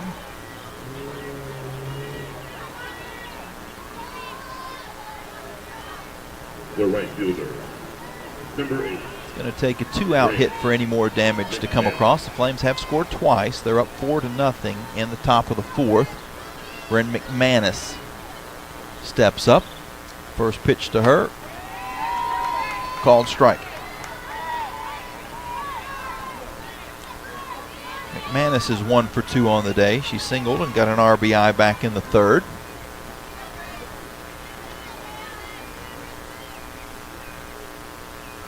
The 0-1 hit out to left field, and in a similar spot near the track, Gore makes the catch. So the Flames hit the ball hard, but they were not able to get any more across after the leadoff single and then 2-run homer by Danny Lee. Flames strand 1 as we now head to the bottom half of the fourth inning with Liberty on top. 4-0 here at Kennesaw State on the Liberty Flames Sports Network from Van Wagner, presented by Abish Financial Services. Move those coffee chains, Flames fans, and go local. Central Virginia's own Ironclad Coffee Roasters and Baking Company is the premier coffee partner of Liberty Athletics. Pay them a visit at one of their cafes in the Richmond area or at the Richmond International Airport. They'll also ship their specialty grade coffee straight to your door. Visit ironcladcoffee.com, that's www.ironcladcoffee.com, to check out the coffee Flames fans are talking about. Owned and operated by a Liberty alum, Larry's Tire and Auto Repair offers complete auto service including tires, preventive maintenance, and more. Larry's Tire carries all major brands and is open from 8 a.m. to 5 p.m. Monday through Friday at any of their 4 locations, with 2 in Lynchburg, 1 in Forest, and 1 at Able Tire in Concord. More information on Larry's Tire is available at larrystireservice.com.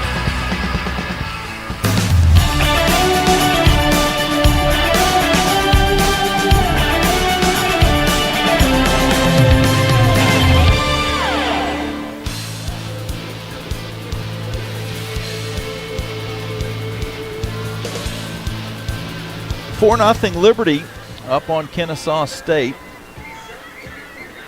Bottom of the fourth inning here in Georgia.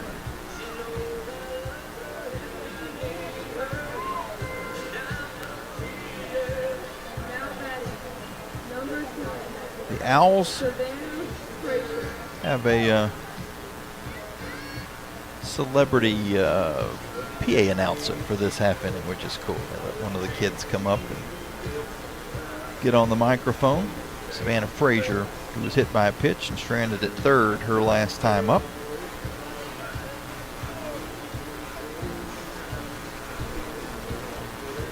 Will eventually hit. I'm not sure what we're waiting on. I don't see.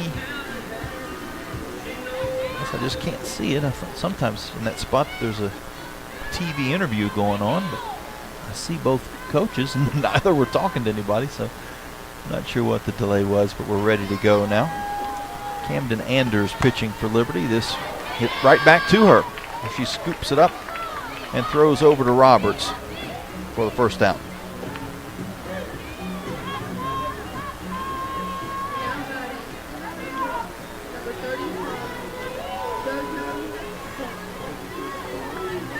JoJo Johnson struck out her first at bat.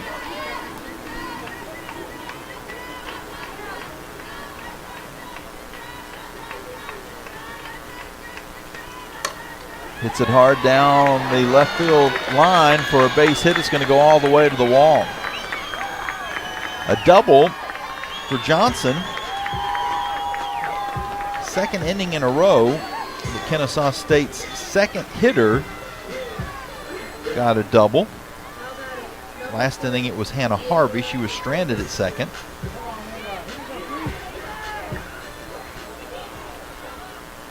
Gabe Gazowski at bat for Kennesaw State. The Flames are going to have a visit. We see Coach Casey Fagan Graham talking with the battery of Anders and Jesse. Infielders are talking amongst themselves, and Coach Dot Richardson has now gone out to talk to the outfielders, giving them the spray.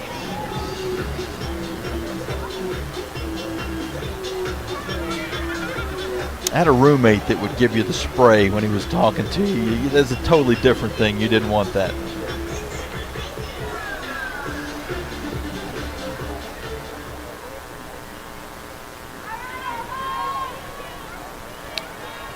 Now everybody's back to their positions and we're ready to go. Camden Anders fires in, and it is taken for a ball by Gazowski. She walked and was stranded at second in her first at bat. 176 hitter on the year. Takes the ball outside. 2 balls and no strikes. Johnson the runner at first. 1 stolen base on the year. Didn't expect anything to happen from her at second. This is outside for a ball. Again, first base is open, so the Flames can pitch carefully, but 176 on the year, you would think that Anders is attempting to go right at her, or loses her. Ball 4. Second time in the game, Gazowski has drawn a walk.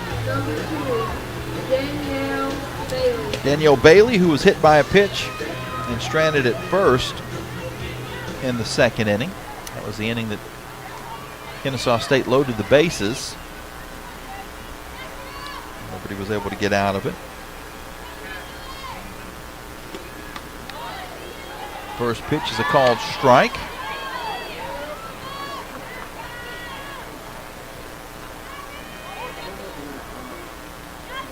4-0 Liberty in the bottom of the 4th. First game of the series here at Kennesaw State. 0-1, ground ball to third. Strickland bobbles it though and kicks it into foul territory.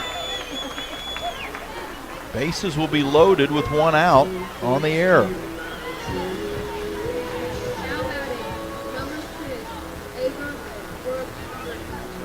You wonder if maybe Strickland was thinking about the double play, about getting that quickly, stepping on the bag and firing over to first, and forgot the ball, unfortunately. So they're loaded again for Kennesaw State. This is a little nubber to the pitcher, and the throw home is not in time. Anders kind of got it caught up a little bit. I'm not sure. Maybe she initially thought about throwing to first, realized she needed to throw home. Either way, there was a hesitation there that allowed the runner to score, and Kennesaw State's made this 4-1. We'll see how that's ruled.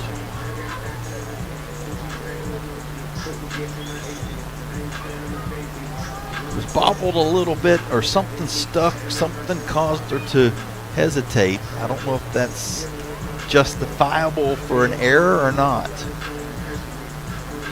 And if it's not, then that means fielder's choice.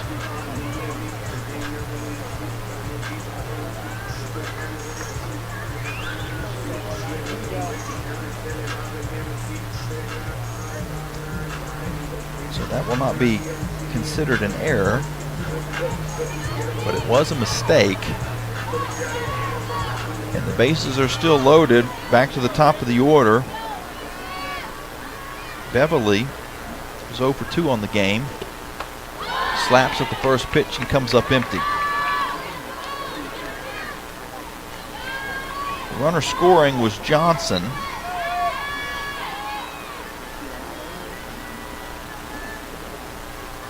Here's the 0-1, back up the middle. Nice play by Strickland to throw over to first to get the runner there. That was her only play. One run does score, though, with 2 outs.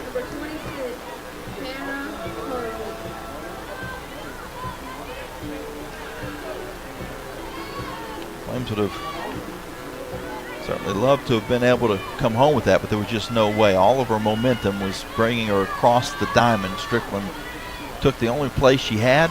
Bang, bang at first with the second out. Now runners at second and third as Anders fires in low. 1 ball and no strikes. Give an RBI to Beverly.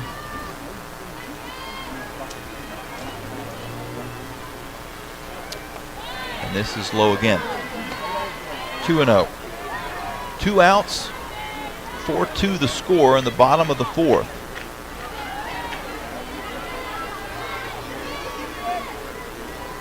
Bailey's at third, Strickland's at second. It's a called strike. 2-1.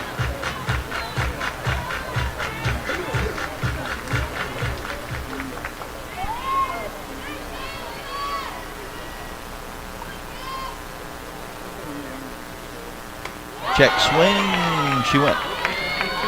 2 balls and 2 strikes to Hannah Harvey. Harvey grounded out in the first, doubled and was stranded at second in the third. 2-2, foul back. So Harvey stays alive.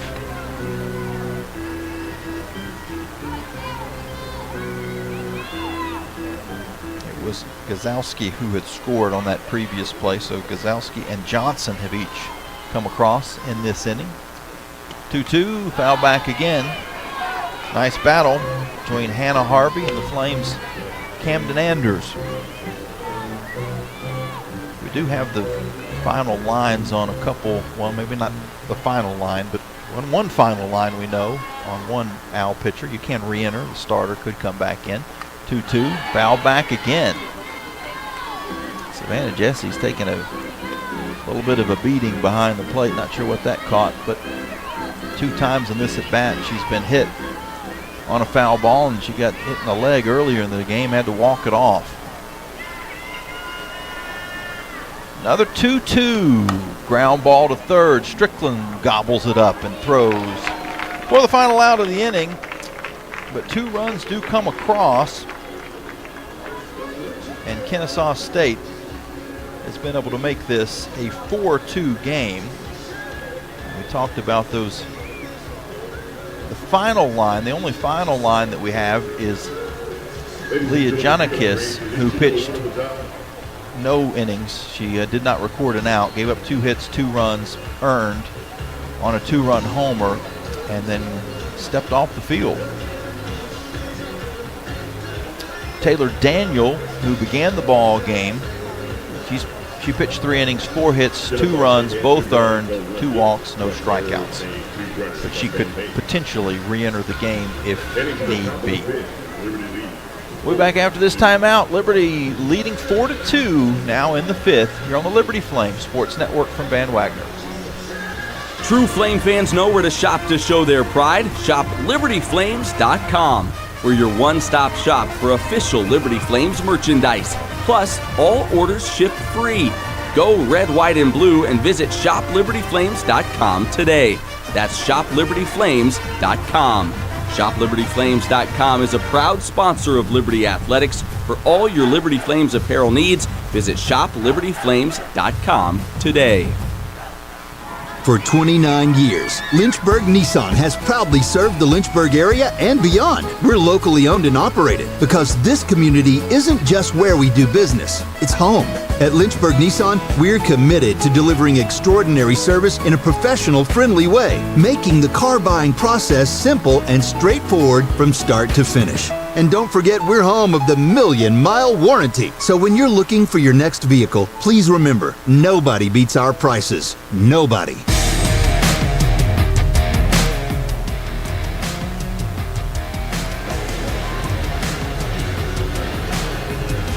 Leading on the television for Liberty, the catcher. 4-2, the Flames on top of Kennesaw State, but the Owls were able to cut into the Liberty advantage, scoring 2. In the bottom of the fourth, Savannah Jesse will lead things off for Liberty. Flames catcher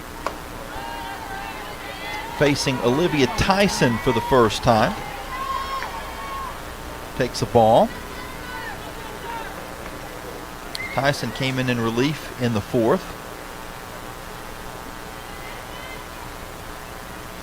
The 1-0, 2-0. Leah Junikis had actually started the fourth inning, gave up a single and a homer, and then walked off the field. There was no meeting in the circle, no coach involved.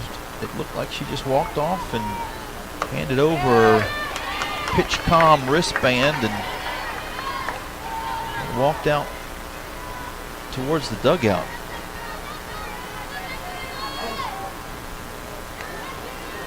Counts now 2 balls and 1 strike to Jesse. Tyson's pitch is called strike 2. Jesse grounded out her first time, had a sacrifice fly for an RBI in the third.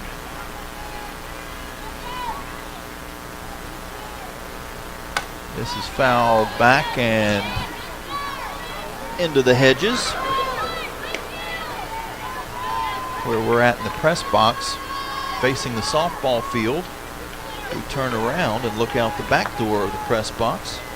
You can see the baseball stadium, the newly renovated baseball stadium. It's going to host the tournament. It's fouled off in that direction again. That might actually have gotten onto the baseball field. That was popped up at a trajectory that might have just gotten there. The outfield wall of left field is what I can see out the door. 2-2, hit out into shallow left field. Actually doesn't really get off the infield as Bukowski makes the catch at short for the first out. Alexia Carrasquillo, who walked and singled in the game so far, will step up. Number 21, Alexia Carrasquillo. So different alignments slightly between baseball and softball. Carrasquillo grounds his first pitch hard into the dirt. It's picked up by Gukowski at short, and she fell as she threw it. Still got the throw over, but Carrasquillo was able to beat it out. She absolutely drilled that into the ground on that chopper. Tough play for Guzkowski, I should say, and that will likely be a hit. Almost certainly should be a hit. I don't think there was anything Guzkowski could have done there. As Macy Strickland will step up for the Flames, she takes the first pitch for a ball. Carrasquillo running for herself at first. No change there as the 1-0 is a called strike. One ball and one. Well, I thought I heard the home plate umpire call a strike. But the board shows 2-0, and I don't know if he actually made any motion. He did not. 2-0 hit down to third, and it absolutely eats up Harvey. That was scorched. She's okay. Flames will have runners at first and second with one out. A couple of infield hits for Liberty. The center fielder, number 46, Paige Dorr. Paige Dorr, who singled and scored in the fourth inning. Lined out to left her first time up. The lefty now digs in.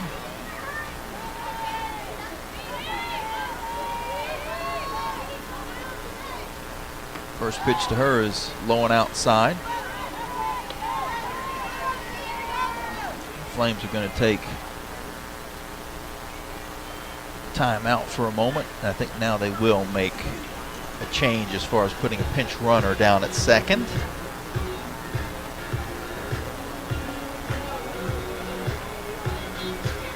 And it will be Norris. Aubrey Norris, Flames senior.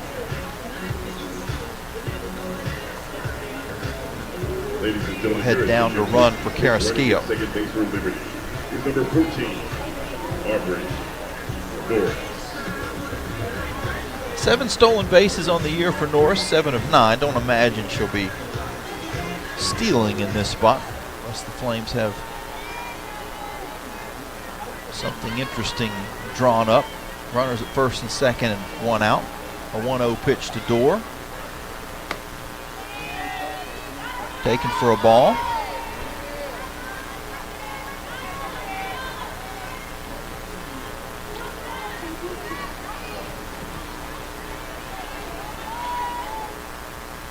The 2-0 from Olivia Tyson. Ball 3.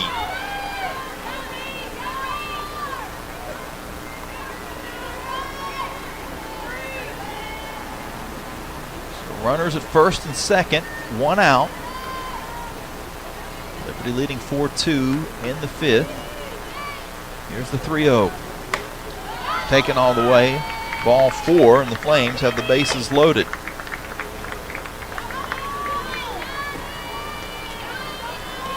That is the third walk that Liberty has drawn in this ball game. Actually, yeah, third walk. Third walk they've drawn in the game.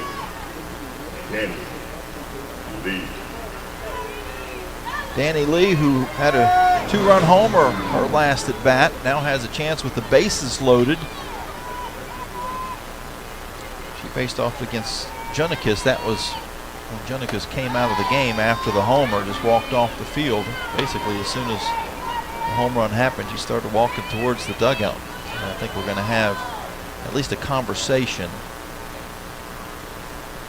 for the Owls in the circle. I don't know if a change is imminent, but at least a chat. Crystal Hampton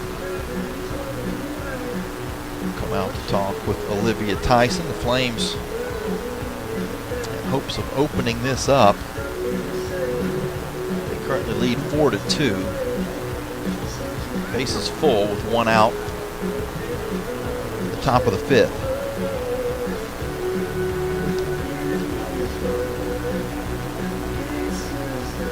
Carrasquillo led the inning off, an infield single. She has since been pinch ran for. So Norris is at third. Strickland also an infield single. She's at second. Paige Dorr drew a walk. She's at first. And Danny Lee, who's 1 for 2 with a homer, is at the plate.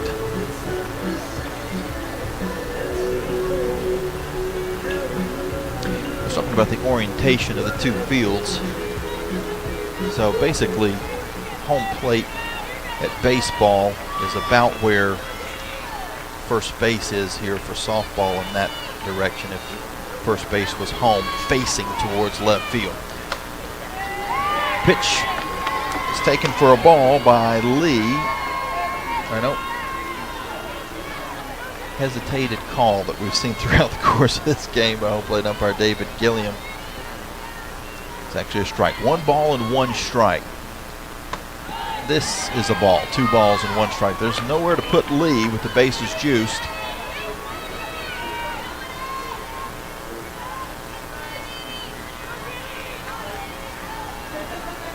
Lee, the righty, awaits the right-handed delivery. Misses inside. She had to duck out. 3 balls and 1 strike.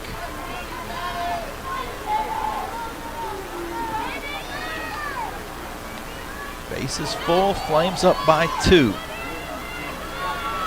The pitch. Outside, ball 4, a run scores as Norris trots in.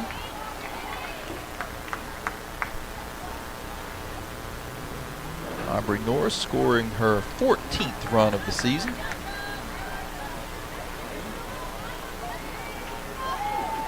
The first baseman, number 11,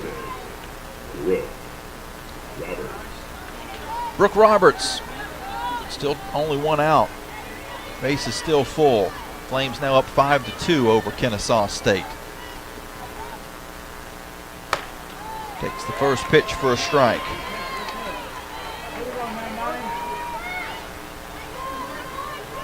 Give an RBI to Danny Lee, her 3rd of the day.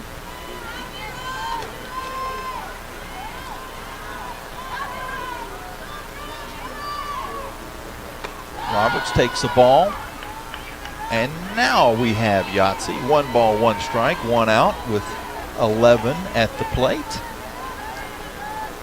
Nothing like scoreboard Yahtzee to get you through a game. Although this game's not been dragging, we've been moving along pretty good. The 1-1, fouled off. Good cut by Roberts. Under it. Brooke with the hot pink bat. Some dirt stains across the front of her jersey from a dive into first earlier in the game. Here's the 1-2, checks her swing, did not go. 2-2.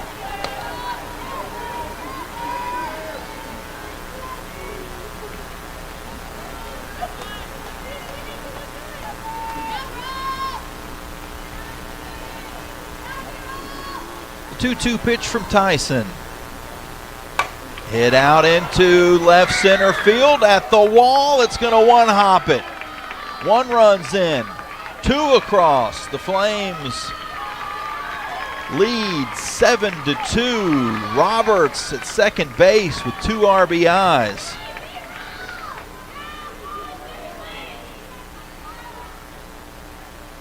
And that is a hitter that the Flames love to see get some momentum into postseason. She's had a solid game so far today. A couple of doubles and a single.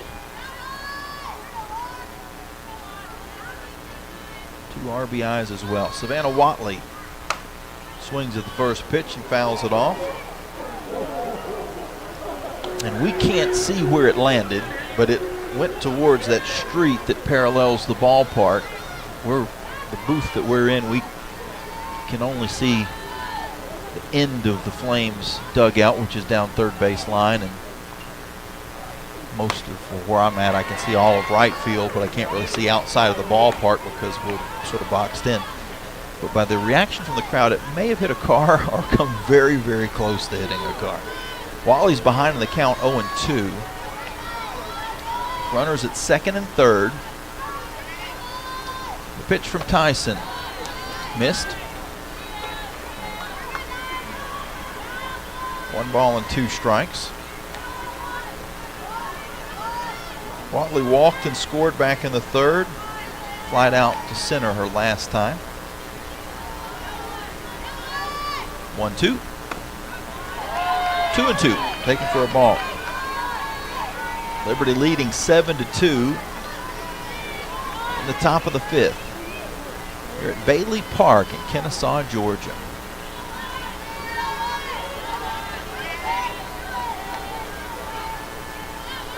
Tyson winds and fires. Oh, and it hit Wally right square in the back. She's going to walk down to first, and she has taken a beating in her career.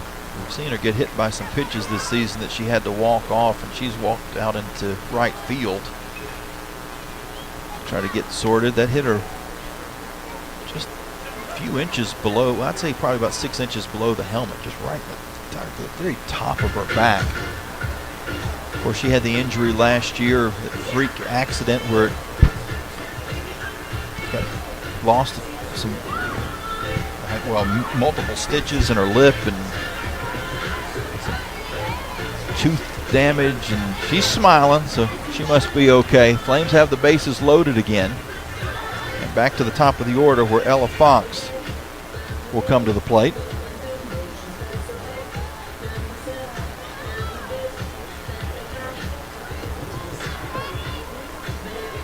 The second baseman, number 19. Ella Fox singled and was caught stealing in the first, had a sac bunt in the third, flied out to center in the fourth. One out and the base is full, Liberty leading 7-2. The top of the fifth inning, and timeout has been called by Olivia Tyson with the pitch clock running down. Staring at her pitch comm on her wrist. Now it looks like everything's good. She fires it into Fox, who takes a strike.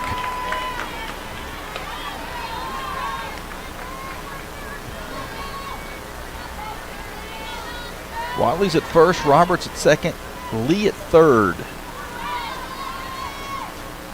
The 0-1. 1-1.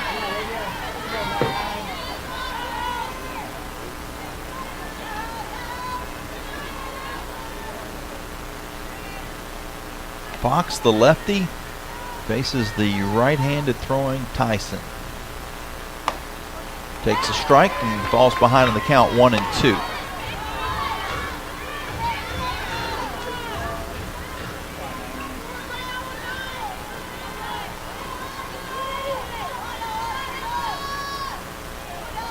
Tyson's 1-2. Grounded back up the middle towards second base. Stepping on the bag, or more like falling on the bag, was Gazowski. She gets the out as Watley is forced, but a run does score. And the Flames will have runners at the corners with 2 outs now. That The right fielder, number 8. should be an RBI. McMahon.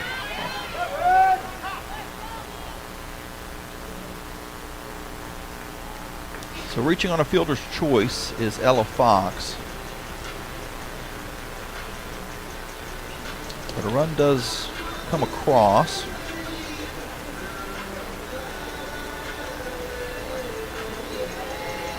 And we're going to have a pitching change for Kennesaw State. We'll tell you about that when we return. Liberty leads 8-2 in the top of the fifth here in Kennesaw on the Liberty Flames Sports Network from Van Wagner, presented by Abish Financial Services.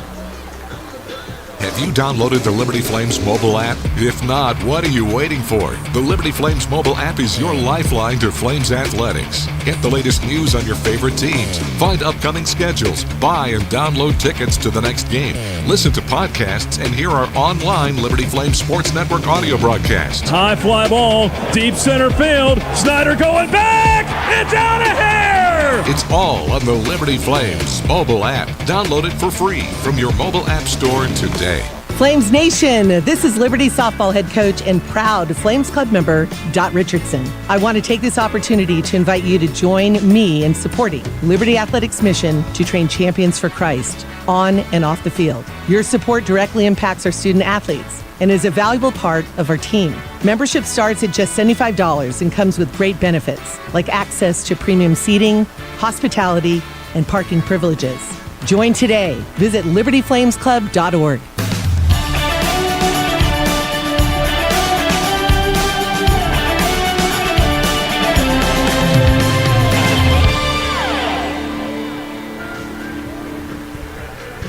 8-2, Liberty on top of Kennesaw State. Another pitching change as we go to the green pencil for Jenna Chase. Flames will, with McManus, have gone through the entire lineup.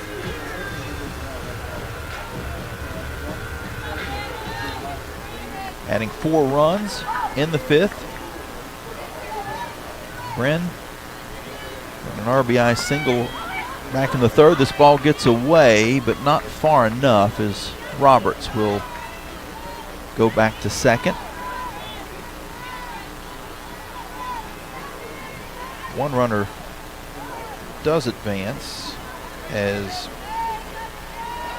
Fox is now at second base.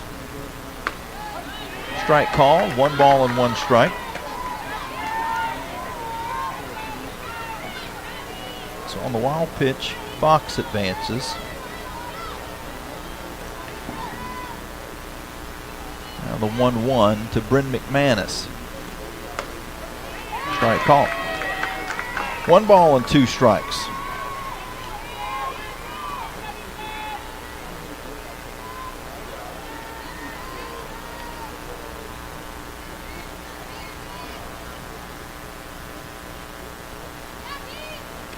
Two bounces up. 2 balls and 2 strikes. Numbers on Chase. 21st appearance, 6.82 ERA, 1-2 record on the season. 51 1/3 innings pitched, 16 strikeouts, 59 walks. 2-2. Ground ball back to short. It has been a busy day for Gazowski. She's able to make the play in time to get the Flames out. But 9 batters come to the plate for Liberty, and 4 of those score. Liberty is up 8-2, going to the bottom of the 5th here on the Liberty Flames Sports Network from Van Wagner, presented by Abish Financial Services. Frank Good Builders is a proud supporter of the Liberty Flames. Frank Good Builders and its partners design and build beautiful custom homes in the Lynchburg and the surrounding areas. From designing a plan to picking out fixtures, Frank Good Builders works with you to design and build your truly custom dream home.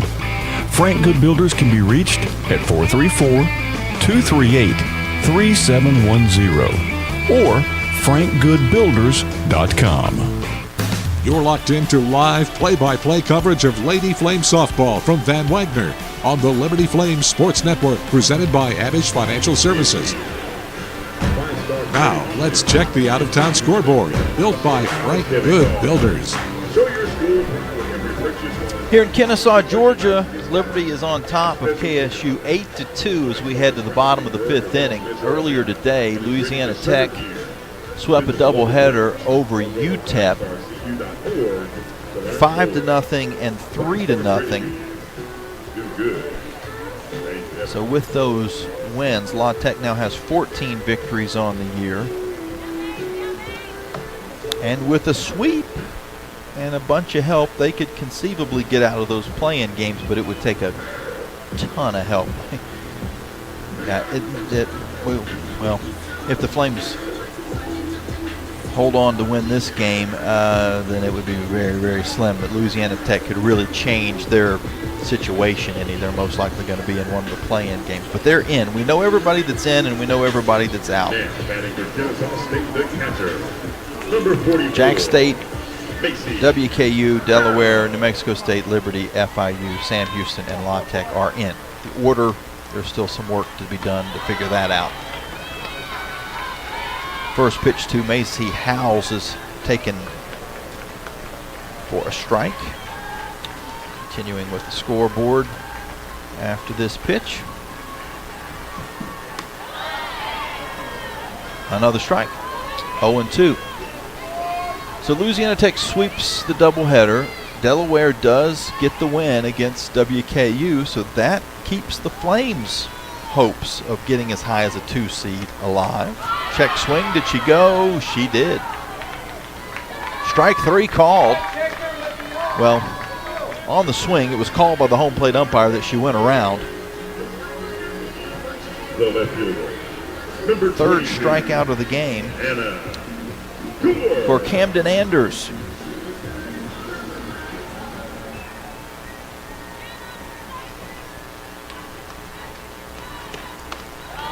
Big swing from Anna Gore.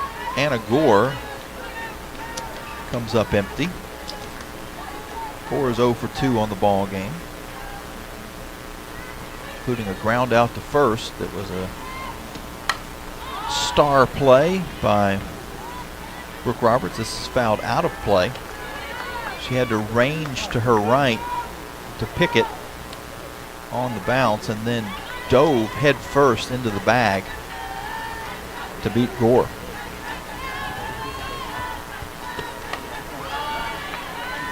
No recount needed. I was proud of that one anyway.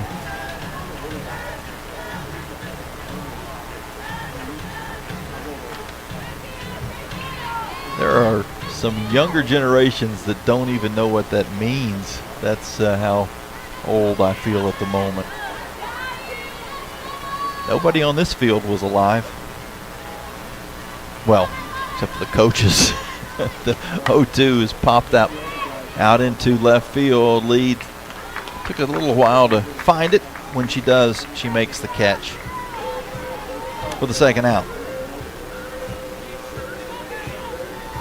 Yeah, 2000. Number 10. Player would have to be 26 years old to have even been alive for Bush Gore.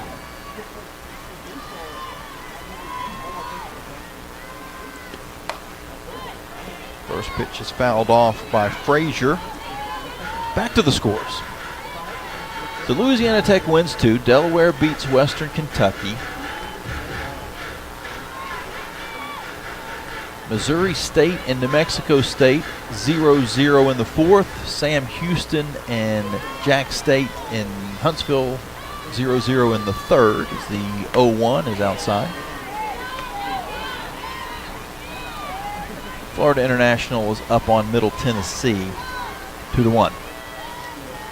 La Tech hosting UTEP swept the doubleheader. 1-1 is grounded to Watley. She keeps it in front of her, but is not going to be able to get the throw over in time. It actually squirts away and is going to go all the way to the dugout. Runner at second for Kennesaw State. The ball to Watley, I'm not sure if it took a bad hop or just kicked up on her. She was able to keep it in front of her and then forced her to rush the throw over to first. The throw was in the dirt. It got away from Roberts, and Kennesaw State with 2 outs has a runner at second base. This is fouled over towards the dugout. Clangs off the fence.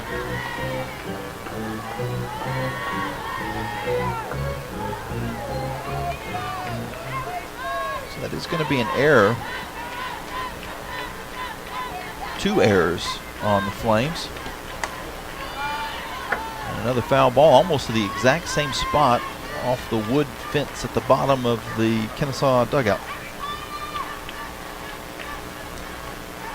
So 2 errors on the Flames on the play. But an 0-2 count to the hitter, JoJo Johnson.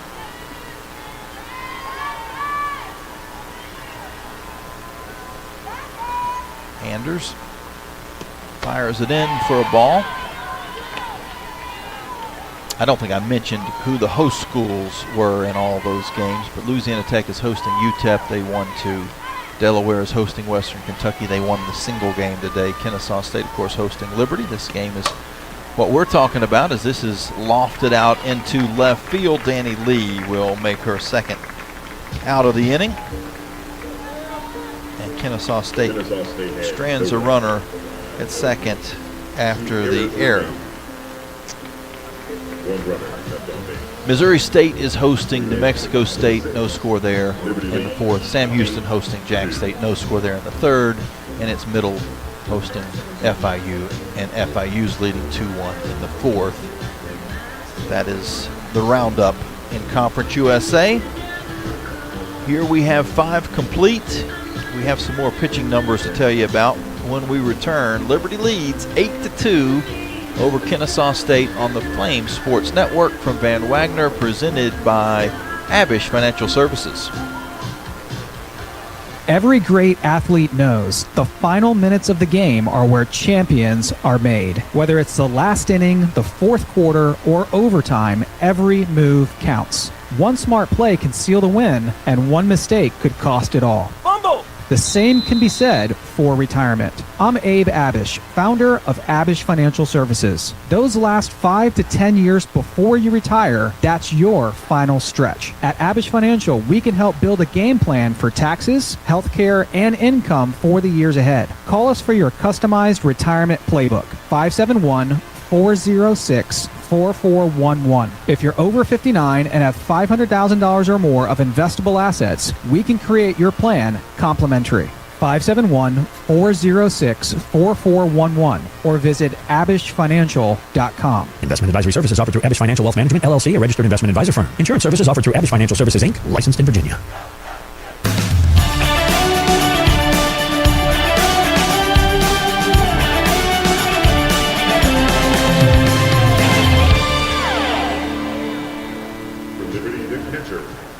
Number 24.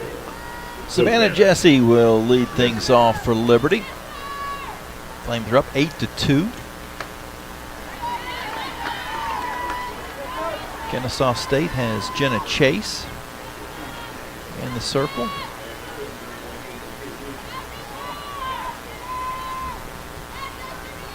Camden Anders still throwing for the Flames as this pops up, bounces up for a ball. 2-0. So Olivia Tyson, she pitched 1 2/3, gave up 4 hits, 4 runs, all earned. A couple of walks, no strikeouts.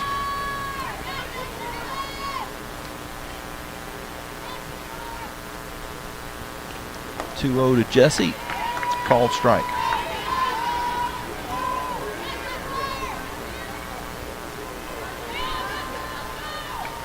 Jesse, Carrasquillo, and Strickland up for the Flames in the 6th.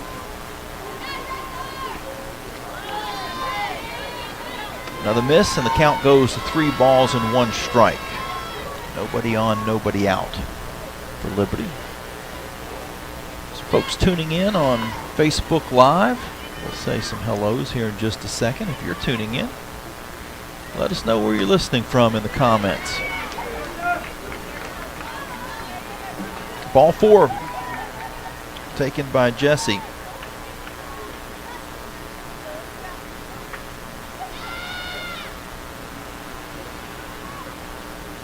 She reaches base for the first time in the game. Did get a RBI sac fly. Ladies and gentlemen, your attention, please. Back in the 3rd. First base for Liberty is number 25, Felicity. We do have a pinch runner, as you could hear in the background. Felicity Fonseca will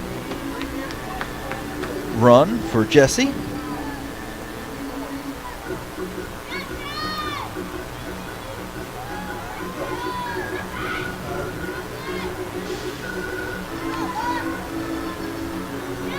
Don't want to discriminate against the folks tuning in on other forms of media. If you're on YouTube Live, leave us a comment there as well. First pitch to Carrasquillo is taken for a ball. Alexia Carrasquillo. I think I just married 2 of the names together there. Fonseca at first. Carrasquillo is batting, and she flares this into the KSU dugout. 1 ball and 1 strike. No outs and a runner at first for the Flames. They lead 8-2 in the top of the 6th here at Kennesaw State. Chase has this pitch sent out to center field. It's going to hang up, caught just shy of the track. Fonseca has to retreat back to first. Kennesaw State records the first out of the inning.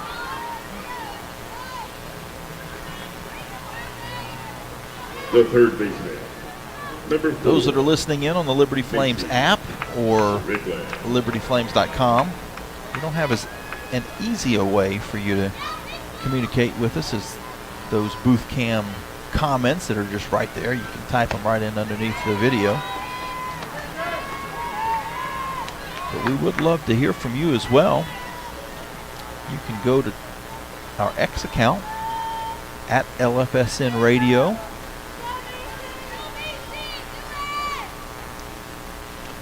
Tweet at us. I'm not sure. X at us. I'm not sure what you say anymore. Count now 1 ball and 1 strike to Macy Strickland. Strickland singled and scored her last time up. Reached on a couple of fielder's choices before that. The 1-1 is out of play, foul to the right.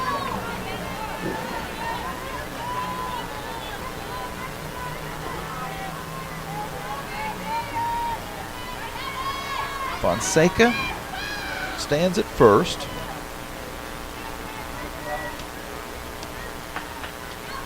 The 1-2 to Strickland bounces up. Good job by Macy Howells, catcher for Kennesaw State, to keep it in front of her.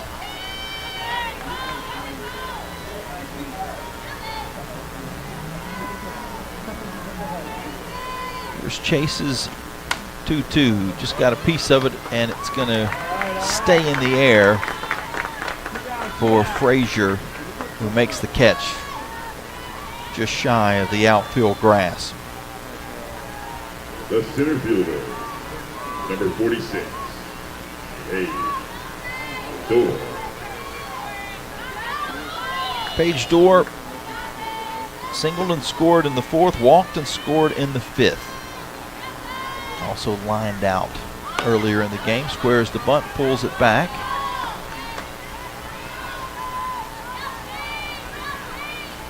Takes a ball.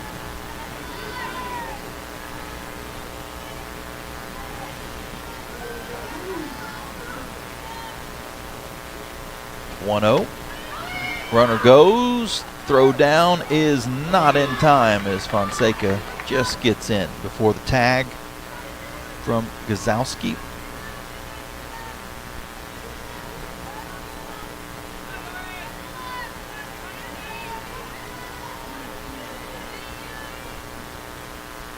Third stolen base of the year for Fonseca as Dorr turns on this and sends it down into the right field corner, and making the play in foul territory is Beverly. Made the catch as she slammed into the padding for the final out. So the Flames get the leadoff runner on, but Strander at second after a pinch running stolen base by Felicity Fonseca. We go to the bottom of the 6th. The Flames lead holds at 8-2.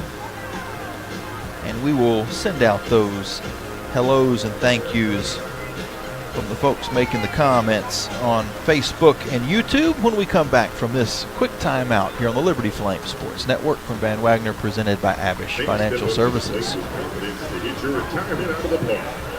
Start prepping by attending our G9 comprehensive retirement. At Carter Bank, we believe life is best lived full of opportunities and dreams, of goals achieved and promises kept. We've been creating opportunities for more people and businesses to prosper since 1974. That means great local lending, convenient access to your money, accounts and guidance that make it easier to get more done. We are Carter Bank, the preferred community bank of Liberty Flames Athletics. Visit carterbank.com to learn more. Member FDIC, Equal Opportunity Lender. You're listening to Liberty Softball from Van Wagner on the Liberty Flames Sports Network, presented by Abish Financial Services. Time now to check the Carter Bank box score. Enjoy the crisp and refreshing taste of a Coca-Cola today. 8-2, Liberty up on Kennesaw State in the bottom of the 6th inning. As far as the line in the game at the moment, 8 runs, 10 hits, 3 errors for the Flames, 7 left on. Kennesaw State 2 runs, 2 hits, no errors, and 7 left on the bases.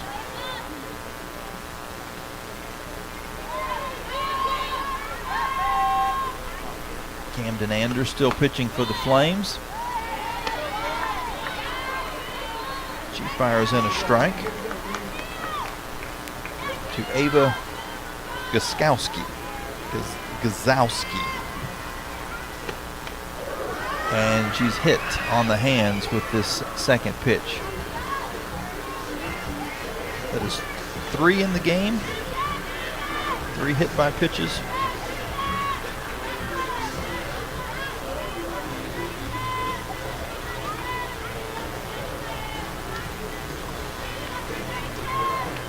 We have a pinch hitter for Kennesaw State.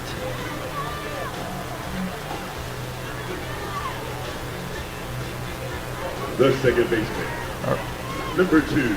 No, actually no pinch hitter. Danielle Bailey.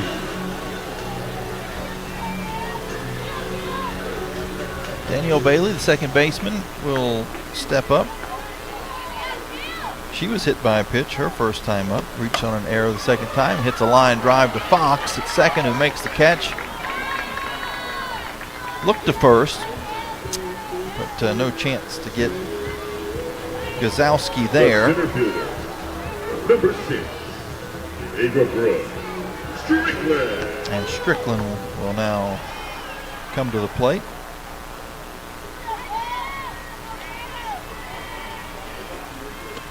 Strickland, the center fielder, takes the first pitch for a ball. She reached on a fielder's choice her last time. Popped up to the pitcher her first time at bat. Grounds it to third, and it goes under the glove of Strickland. Hard hit ball. We'll see how it's ruled. Error on the board, so E5. The right fielder, number 19, Alora. Runners at first and second with 1 out for Kennesaw State. Goes back to the top of the lineup. Beverly swings and misses.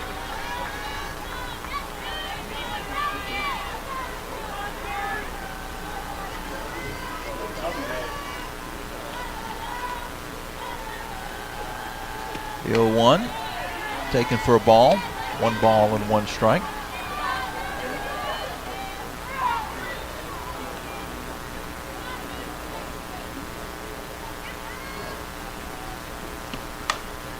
Grounded foul. 1 and 2.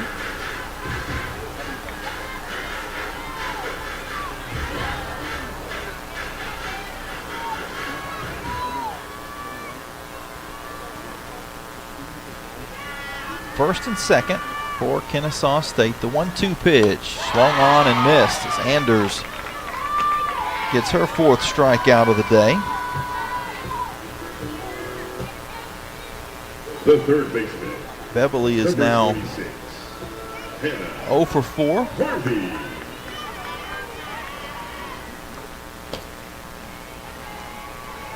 Two outs for Harvey, who takes the ball. Jake is in Aubrey, Texas, listening along, watching on the booth cam today. Crystal says hi from Columbia, South Carolina. This pitch is popped on the infield to Watley. She'll make the catch for the final out. A couple of runners stranded for Kennesaw State. Flames hold on to an 8-2 lead going to the 7th inning. Linda's in Marietta, Georgia, tuning in tonight. Julia is in Dublin, Georgia, so a lot of Georgians, as is Ken. He's in Rockmart, Georgia. Laura's in Appomattox. And Linda is also in Appomattox, but heading back to the Berg.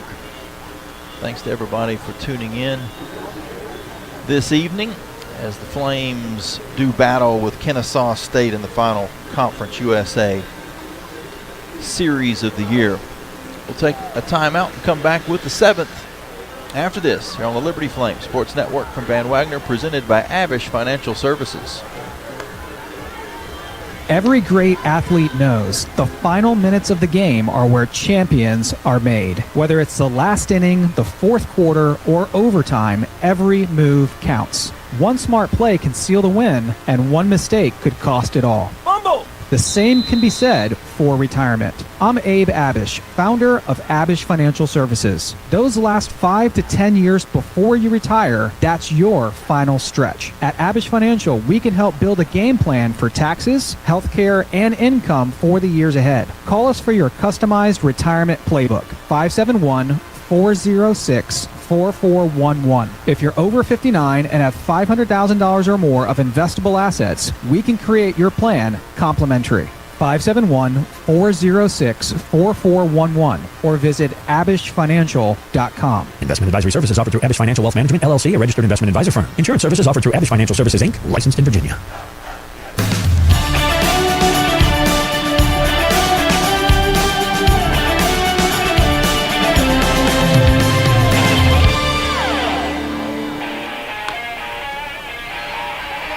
Eight to 2, Liberty up on Kennesaw State in the top of the 7th inning. Flames at the plate.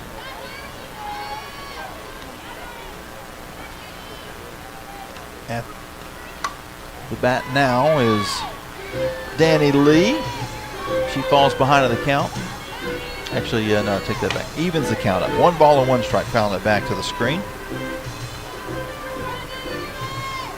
Lee walked and scored back in the 5th. Had a homer in the 4th, 3 RBIs on the day. Takes ball 2.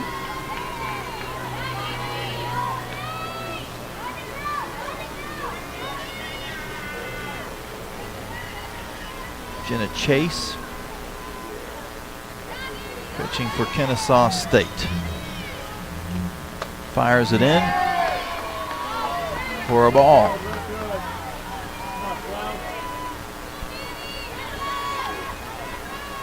Board says 3-1. I think that's correct. Umpire did make a gesture there for a moment. Got a timeout taken, so I wasn't sure if maybe the count he had was different than what the board had or not. But play continues. The 3-1. Fouled back in our direction. Fortunately, there's a net between us and the field. Not sure what she's doing there, but it's dangerous. It's a beautiful day here in Kennesaw, Georgia. The whole Atlanta area had some rain overnight. Storms moved through as this is grounded hard down to third. Harvey makes the play though and throws over for the out. Made it look easy.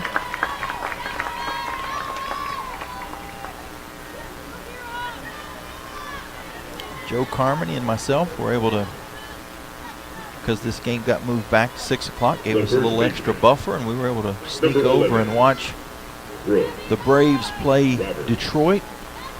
About a 20-minute drive from the Kennesaw State campus.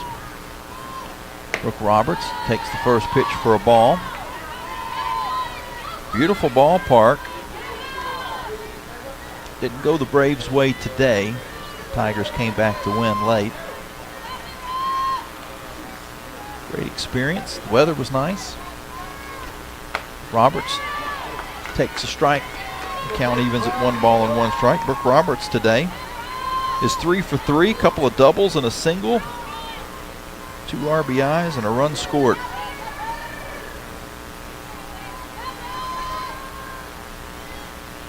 Comes the 1-1 off speed low. Jenna Chase. 3rd pitcher of the day for Kennesaw State. Taylor Daniel got the start.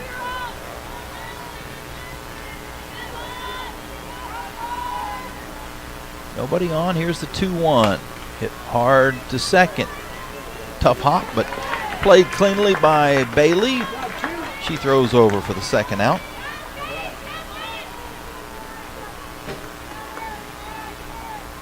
Now batting the shortstop, number 6, Savannah. Savannah Watley now will step up for Liberty. Flames shortstop. She was hit by a pitcher last time up. Walked and scored in the third. Fly out to center in between. Takes the ball.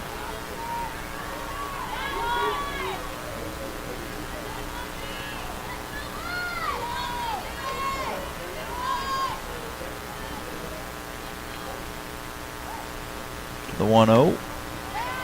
Strike called. 1 ball and 1 strike. Well, it couldn't be said any better than this on the notes for the game. Under weather, beautiful. 69 degrees at first pitch. A little bit of a breeze blowing through. It was quite a heavy wind to start the game. Now it's calmed down to just a light spring breeze as Watley gets ahead in the count. 2 balls and 1 strike. Nobody on base. 2 outs in the top of the 7th with Liberty leading 8-2 at Kennesaw State. Now the 2-1 to Watley. Ground ball foul.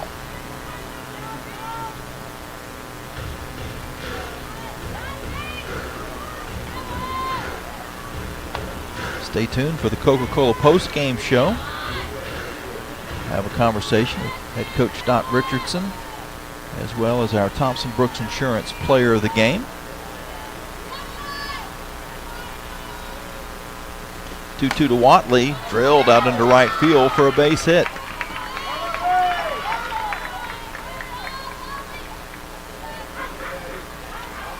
Watley stands at first.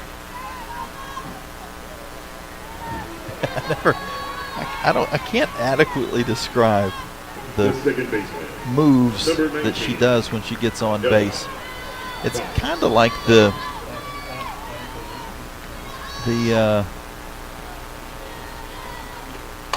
sprinkler, I think, as Fox lifts this to center field. An easy play for Strickland. Yeah, it looks kind of like the water sprinkler, but it just doesn't move like the old. But it just, I don't know. Might have to get her on sometime and have her explain her base hit steps. Flames leave a runner stranded after that single by Watley, but they lead 8-2 going to the bottom of the 7th inning, trying to wrap things up in game 1 of this series here at Kennesaw State. You're listening to Liberty Flames Sports Network from Van Wagner, presented by Abish Financial Services. Have you downloaded the Liberty Flames mobile app? If not, what are you waiting for? The Liberty Flames mobile app is your lifeline to Flames athletics. Get the latest news on your favorite teams, find upcoming schedules, buy and download tickets to the next game, listen to podcasts, and hear our online Liberty Flames Sports Network audio broadcast. High fly ball, deep center field. Snyder going back. It's out of here. It's all on the Liberty Flames mobile app. Download it for free from your mobile app store today. Flames Nation, this is Liberty softball head coach and proud Flames Club member, Dot Richardson. I want to take this opportunity to invite you to join me in supporting Liberty Athletics' mission to train champions for Christ on and off the field. Your support directly impacts our student athletes and is a valuable part of our team. Membership starts at just $75 and comes with great benefits like access to premium seating, hospitality, and parking privileges. Join today. Visit libertyflamesclub.org.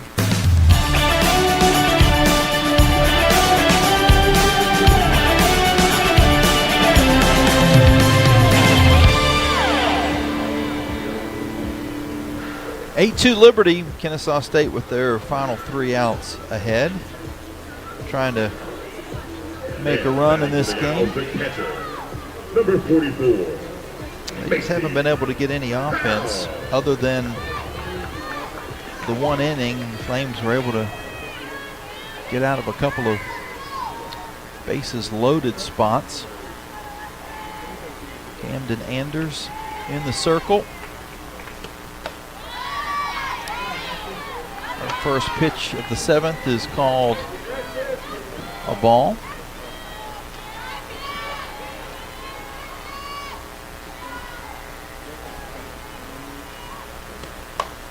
Second pitch is looped out to second base, where Ella Fox will go to her right and make the catch. the left fielder, number 22, Anna Gore. That was Macy Howes, who is now 0 for 4 on the day. Which brings us to Anna Gore. Howes, best hitter on this Kennesaw State team. She was not able to get anything going in this ball game. Now Gore does, as she hits it hard into center field for a base knock. She's 1 for 4.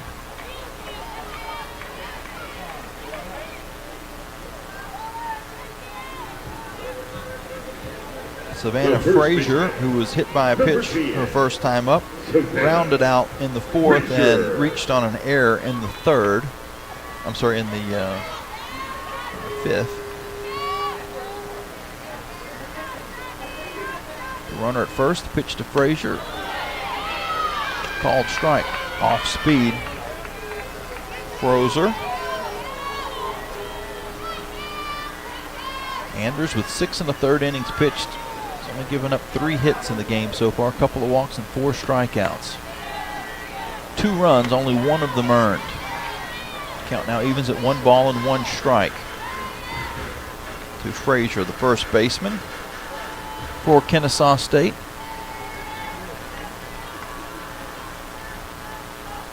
Anders fires it in, it's high and tight.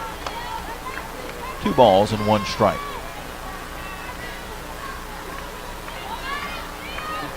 Sun has set and getting close to dusk here in Kennesaw, Georgia, as this pitch is fouled off of Frazier. Bounces out on the field, but not before it, or before, after it had actually clanged off of her foot.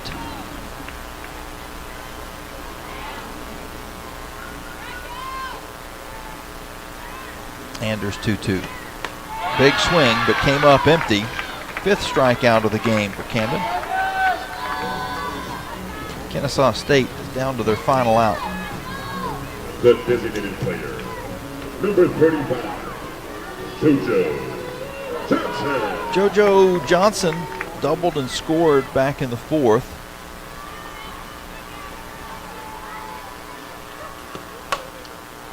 Slices this foul just over the top of first base. 3 feet to the left and it would have been trouble.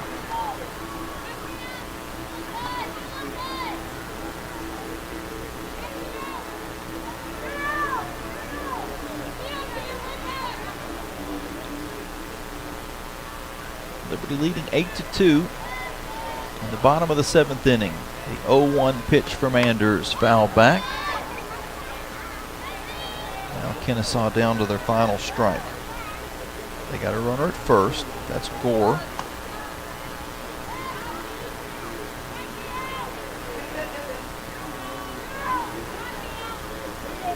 A lot of birds around the park. They're flying all over the place out on the field. They're in kind of harm's way. Randy Johnson style flying around home plate as this pitch is hit hard but right to Fox at second base. She makes the catch to end the ball game. And Liberty opens up the series with an 8-2 victory over Kennesaw State. We'll have both Coach Dot Richardson as well as Danny Lee coming on with us during post-game.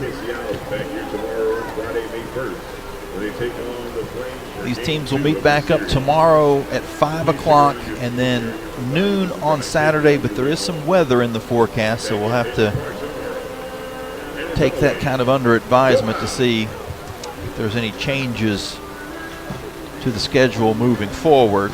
This game was actually moved back an hour to 6 o'clock after originally scheduled to be a 5 o'clock game.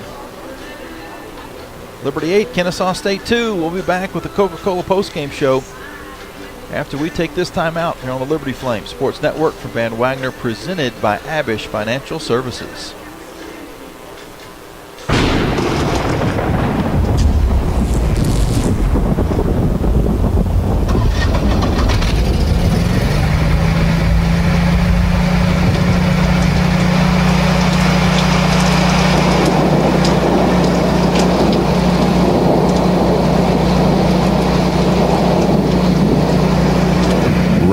Heating, Cooling, Electrical, and Plumbing. Your certified Generac backup generator experts. Online at callrogers.com. At Carter Bank, we believe life is best lived full of opportunities and dreams, of goals achieved and promises kept. We've been creating opportunities for more people and businesses to prosper since 1974. That means great local lending, convenient access to your money, accounts and guidance that make it easier to get more done.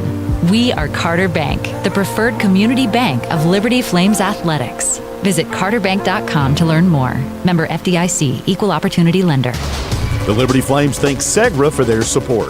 Segra collaborates with companies to offer business-only, carrier-grade connectivity, cybersecurity, voice and cloud solutions tailored to meet their diverse needs. Segra offers these solutions across a fiber network that spans 28 states in the U.S. and is headquartered in Charlotte, North Carolina. They can be reached at Segra.com or 833-GO-SEGRA. Segra, a proud partner of the Liberty Flames Sports Network from Van Wagner. Thomson Brooks Insurance has been serving Virginia for over 35 years, helping individuals and businesses with their insurance and investment needs. The team at Thomson Brooks is experienced in understanding Medicare, retirement planning, life insurance, the healthcare marketplace, and group insurance benefits. Call Thomson Brooks Insurance at 434-385-8500. That's 434-385-8500, or visit them online at ThomsonBrooksInsurance.com. Thomson Brooks Insurance, planning today for tomorrow.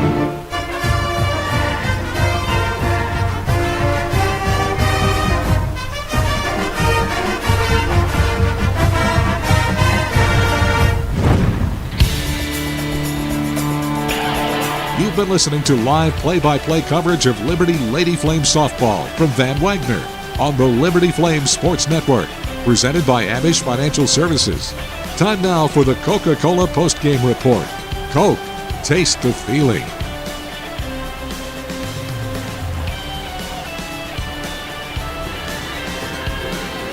Well, welcome back out to the ballpark here in Kennesaw, Georgia, as Liberty gets the win 8-2 over Kennesaw State. First game of this series. These teams will play again tomorrow at 5 o'clock.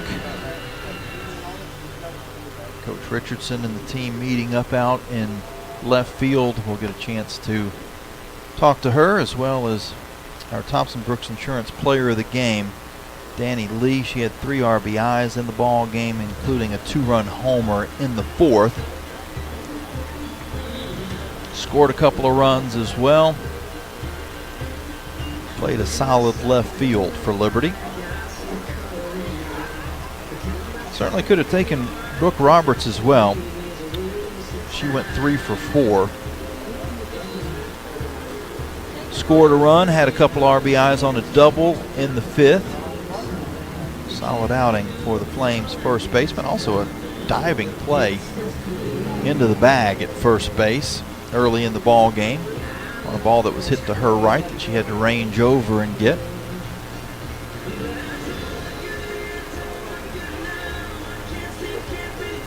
So far, everything that the Flames would want to have happen in this process of getting ready for Conference USA tournament, getting the highest seed possible, everything's worked to perfection after day one. They needed Western Kentucky to lose to Delaware. They did. The Flames needed to win this game. They're also going to need Western Kentucky to lose the next 2 to the Blue Hens, and the Flames would need to win out to force that tie, and then Liberty would have the tiebreaker scenario. That at least is our initial thought, that the Flames would have the tiebreaker in that scenario.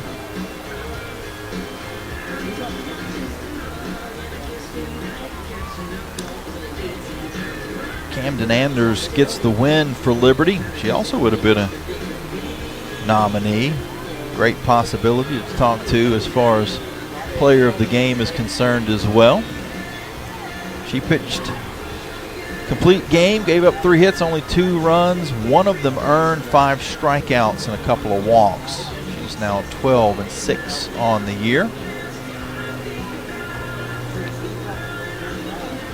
Taking the loss for Kennesaw State was Taylor Daniel, she falls to 0-15. Pitched 3 innings, 4 hits, 2 runs, both earned. A couple of walks, no strikeouts.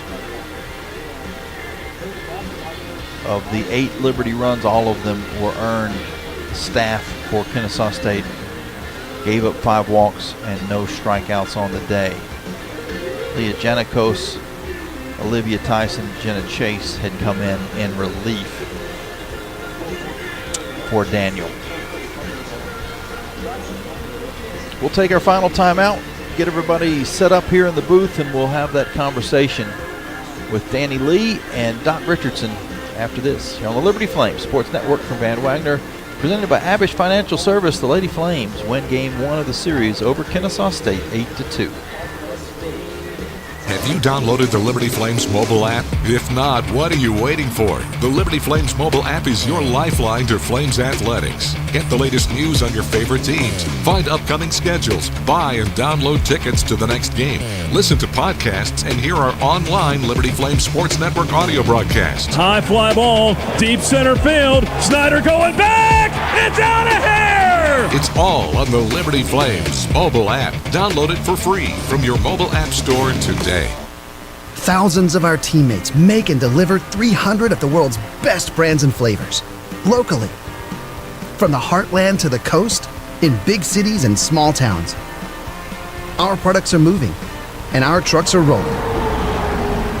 We share a passion and a purpose, and we love to refresh and serve our communities. We are Coca-Cola Consolidated, your local bottler. Flames Nation, this is Liberty softball head coach and proud Flames Club member, Dot Richardson. I want to take this opportunity to invite you to join me in supporting Liberty Athletics' mission to train champions for Christ on and off the field. Your support directly impacts our student athletes and is a valuable part of our team. Membership starts at just $75 and comes with great benefits like access to premium seating, hospitality, and parking privileges. Join today. Visit libertyflamesclub.org. Peary and Woolwine Family Dentistry say go Flames and good luck this season. Peary and Woolwine Family Dentistry provides dental health services including dental implants, cosmetic dentistry, extractions, and more. Their office treats patients of all ages and accepts major dental insurances. Peary and Woolwine Family Dentistry is located at 2229 Mural Road next to EC Glass High School in Lynchburg. You can reach the office by phone at 434-847-5331 and online at pearyfamilydentistry.com.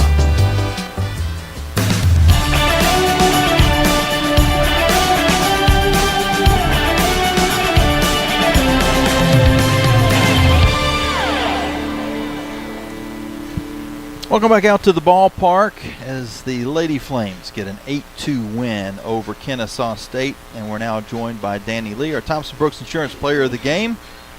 That went pretty well. Yeah. Not many complaints, I don't think.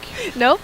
Camden was hurling, you know. She looked real good. She was looking good out in the circle. Other than that one inning, she got her way out of another jam where the base is loaded, and you guys are making plays in the field and hitting the ball pretty good.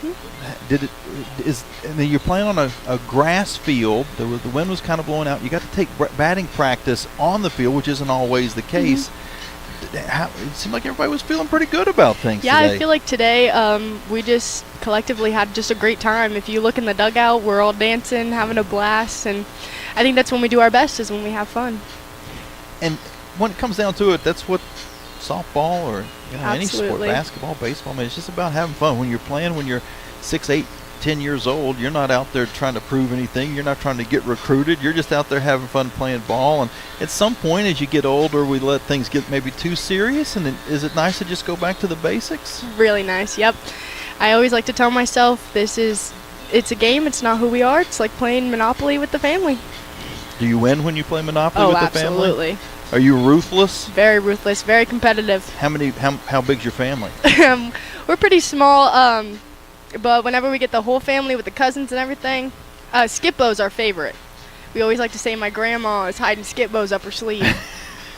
Now that's funny, because I think, you get the ace up the sleeve. I don't know Skip-Bo. I know, is it similar to Uno? It's kind of sort of like it. Okay. Well, I'd probably lose at that game too. I'm not very good at Uno, but you get the draw 4 up your sleeve if you're playing Uno. How about out in the field, playing on a grass surface? You don't get to do that as much in the college level as you used to be able to. Yeah. I mean, we can't control those things, so controlling the controllables and doing our best and let God do the rest. Some odd hops because of it a little bit? Sometimes, Yeah. especially with the wet, when it's wet, you get it to snake a little bit, just making sure you keep your eyes on the ball and track it into your glove. Okay, talk us through the home run. Tell us about that at bat. Actually, I call it my caveman approach. I just went up there and see ball, hit ball. Keep it that simple. What did you get? Ball. Off speed? Was it? I think it was just right down the middle. I just see ball, hit ball. That's all right. That's all that matters. I'll be honest. Tonight, the biggest challenge for me was the home plate umpire. Now, you guys can hear him when you're standing there because he says whatever it is, but back here we couldn't quite hear him. And his call was so slow. Like, okay, ball one. Boom. Nope. Strike one. Again, you're not going to worry about those types of things. Now, what's it going to take to not bounce back tomorrow, but continue this momentum into tomorrow? Well, I mean, just being able to make adjustments, make sure that we're letting the ball track deep and hitting the right opposite field, and cleaning up some of the errors that we had, and just absolutely dominating, not underestimating anyone, and just leaving no doubt. Sounds good. Fun trip so far? Yes. It's a long trip. You go straight from here to Delaware, and then it's a business trip. You got some work to do up there, and you obviously got some work left to do here too. But it does seem like this group has some pretty good times. We have a blast. Well, congratulations on the win today. I know it's not a terribly quick turnaround. You got about 20 hours probably before you have to be out here again. Friday, it's throwing me off this Thursday. But Friday into Saturday will be a really quick turnaround. Let me ask you that really quick. When you do have those, if you get 24 hours in between, you can kind of go through the normal routine. But when you have to go from, let's say, an evening game to playing at noon or maybe even 11 the next day, what do you adjust? I honestly don't really change a thing. I drink a Cherry Bundy. Our athletic trainer, Taylor, shout out to her. She's the best. Those Cherry Bundies, they knock me out because usually I get pretty amped up for games. So whenever I have that adrenaline late at night and we got to turn around and wake up in the morning, I drink a Cherry Bundy and I get some sleep. Up in the morning. It helps you sleep. It helps me sleep. Is it supposed to help you sleep? Yeah, I think so. Okay, I wasn't sure. You think of like melatonin and those I think it types has of something things. natural like that in it. Honestly, I don't know. She told me it was good for me, so I drank it. All right. I may have to steal one myself. It's been a long couple of days, just all the travel and everything. Absolutely. So usually those first day or so, it's hard to get a good night's sleep. But you've got all the energy in the world. I wish I had half of it. But congratulations again on a great effort for you and a great win for the team. We'll see you back out here tomorrow. Thank you so much. Go Flames. All right. As Danny takes off the headset, then we'll get Coach Dodd up here in just a minute or two and get a chance to talk to her. Thank you very much. And for those that are tuning in, curious of this game was moved back a little bit today, 6 o'clock start time. But tomorrow is still on schedule, planned for a 5 o'clock game. And noon on Saturday is the plan. But there is the potential for some weather on Saturday. So that could change things. Matter of fact, as Dot starts to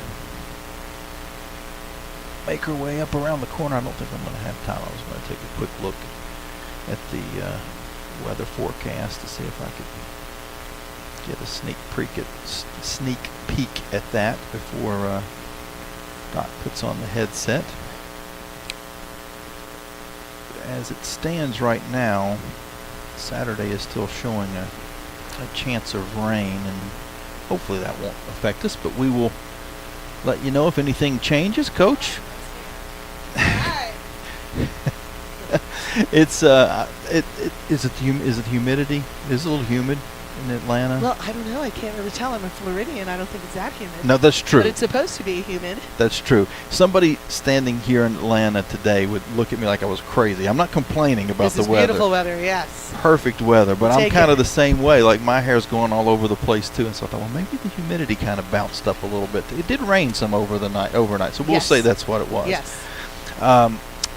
Top to bottom, every part of the lineup kind of got involved for the most part. I mean, yeah, everybody pretty much either was getting RBIs from top all the way to the bottom or scoring runs. Everybody was involved offensively. And defensively making some plays. I know you don't want to see the errors on the board. I understand that's definitely something that you want to work on, but Camden didn't leave much for doubt in this game. She got out of a couple of jams, but for the most part, she was really pitching well. Yeah, I'm really pleased. Skio was, 2 for 3, I believe. And then let me take a look. Yeah, she's 2 for 3. B-Rob 3 for 4. I think everyone, they should be pretty happy. Got some hits in there, and if they didn't, they walked. But yes, we have to clean up the defense. I think we have to clean up base running. But the nice thing is we were able to put it together and everyone get involved, like you said, score a lot of runs. And that's always a good thing, particularly with the travel that we've been having. And, just the anticipation, knowing that the tournament is around the corner and how we perform will base, pretty much on where we're going to be and when we're going to play. And I know you guys aren't scoreboard watching during the game, but as far as keeping the hope of the number 2 seed alive, everything happened that you needed to today. Western Kentucky loses, you win. Okay. Well, that's good. It's going to take the same thing happen in 2 more days, but yes. that's a nice goal. You'd love to be in that spot and get a bye. I don't think it's probably a guarantee at this point, but you're getting close to being in a spot. Maybe you might need to win one more. We'll see.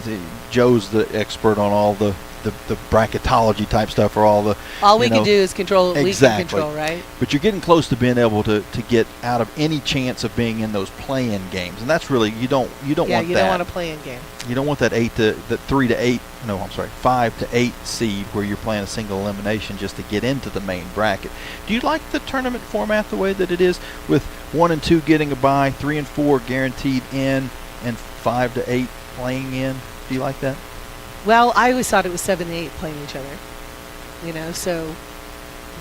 I don't ever like a single elimination, because on any given day, any given team can win. For the past 2 Conference USA championship tournaments, we've come from the losers bracket and beat the team that was undefeated. And I know for them it's a bad taste, because you're like, wait a minute, we only lost 1 as well, right? And then when the 2 teams have lost, or I should say on the positive side, each of them won a game against each other, there needs to be a tiebreaker, but they don't, because of CBS and sports and wanting the championship game to mean it's a championship game. It's a single elimination. So I like straight double elimination, but it is what it is. So we've benefited from it. So let's make sure we take advantage in the future. I'm going to throw an idea out at you, and maybe this has been mentioned before, but you kind of see this at the College World Series level, where you've got more on the baseball side. I think the softball side's a little bit different, where you've got 4 teams here and you've got 4 teams here, and they play it out in double elimination. Boom, boom, boom, boom, boom. So you might need to play an extra if necessary, but that's all done before you get to the championship. And the other side of the bracket, those 4 teams, boom, boom, boom, boom, boom, boom, boom, and then you can play a true single elimination championship game, all or nothing, because no one can say, we did. Yeah.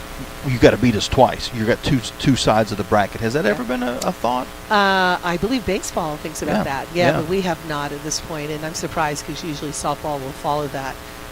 But my big thing, and I know it's off topic, but when they are seeding the 1 through 32 this year, right, for the 64 that will go to regionals, 32 that get in are automatic bids. So the team, and hopefully that's us, that'll win the Conference USA Championship Tournament, is an automatic. So you follow me? 64 teams, 32 automatic by winning their tournament or whatever their conference decides. Then another 32 are at larges. So they start going down who these top teams are. But for me, I believe the number 1 seed should play 64, 63, 62. The number 2 seed should play 61, 60, 59. The number 3 seed. Then you won't have what happened last year, where we, who obviously must have been 32, was put to play number 1. And we beat them. We took them out. So when you get in that top 32, there's a lot of parity. So anything can happen. So why not protect, those top 20 by having them play those that are ranked lower? Do you follow what I'm saying? I'm following you. I think if my brain is correct in this, and I'm not the best at math, that would it be 15, 16, 17, and 18 would be together. That would be the most stacked Well, if bracket. you looked at 64, split them in half, 32. So you're talking, 32, 31, 30. It's Okay. that in the mid 30s are going to be playing each other. Yeah. You follow me? Yeah, it's harder to do the math when it's 4 involved. Like if Oh, it was just 2, I'd be with you. But I know it's off topic. But to me, why not protect those that have done a body of work? Yeah. Because once when the 64 are there, they seed them, and they put the lesser skilled teams, at least by that season, right? They put them lower. That'd be an interesting approach. I just don't know why they don't do it. I never thought of that. Anyway, sorry for those listening, but it's interesting. Hey, it's topic. okay. We sometimes we go a little bit off on a rabbit trail and talk about I'll really something. blow you away because I think if you're not in the top half of your conference, then you shouldn't go. I know a lot of people that would share that sentiment because you just including the SEC and the Big 10, the Big 12, the ACC, because then you're not protecting the top ones. And I'll give you a quick scenario. Let's say, for example, Florida is in the SEC and they're number 1, right? And then let's say Tennessee is low, let's say they're 10th. I'm making it up. So then Florida plays Tennessee, beats them 3 times. Goes to the SEC championship, beats Tennessee. Again, I'm making this up. Now it's 4 times. Then, because the same conference cannot play in the same region, Tennessee and Florida are separated because they bring all of the SEC teams in most of the time. So then, Florida, right, they win, and they win Supers, and they go to the World Series. Well, Tennessee, let's say they won, and they go to the World Series. So Florida ends up playing Tennessee, and they beat them and put them in the losers bracket. They beat them 5 times now. So then let's say Tennessee wins, and they make it to the best out of 3 championship, and Florida beats them again. That's 6 times. And then Tennessee wins the next 2 games. Right. So that means Tennessee is the World Series champion, even though Florida beat them 6 times. You follow me? Mm-hmm. You're not really... that scenario can happen. Yeah. And then everyone goes, well, so what? They won when they should have. But I don't know. And there used to be, I don't know if this was a written rule or just an unwritten rule, that you kind of had, and this is on the basketball side, you had to have a winning record in your conference to really be considered of going to the NCAA tournament. And that is long gone. Now there's teams with losing records that get in every sport. And, of course, with basketball, they're expanding it. They're adding more and more teams. So, but anyway, I'm really proud of the team. I'm just so happy everyone is following us. It's exciting. I'm glad you're here with radio. From here, we've got, tomorrow, we got Saturday. If there is rain in the forecast, we'll wait. We have all the time in the world because we're here till Sunday. And then we'll take off, for the conference championship at the University of Delaware. And so, we're excited about that opportunity. But right now, we got to get in a groove, get the momentum, and carry that on to the tournament. Sounds good, Coach. We appreciate your time. Thank you so See much, you tomorrow. Jamie. God bless everyone. Go Flames. That's going to do it for us. We'll step aside here and kind of pack everything up, but we'll be right back tomorrow for a 5 o'clock game. 20 minutes before that with the pregame.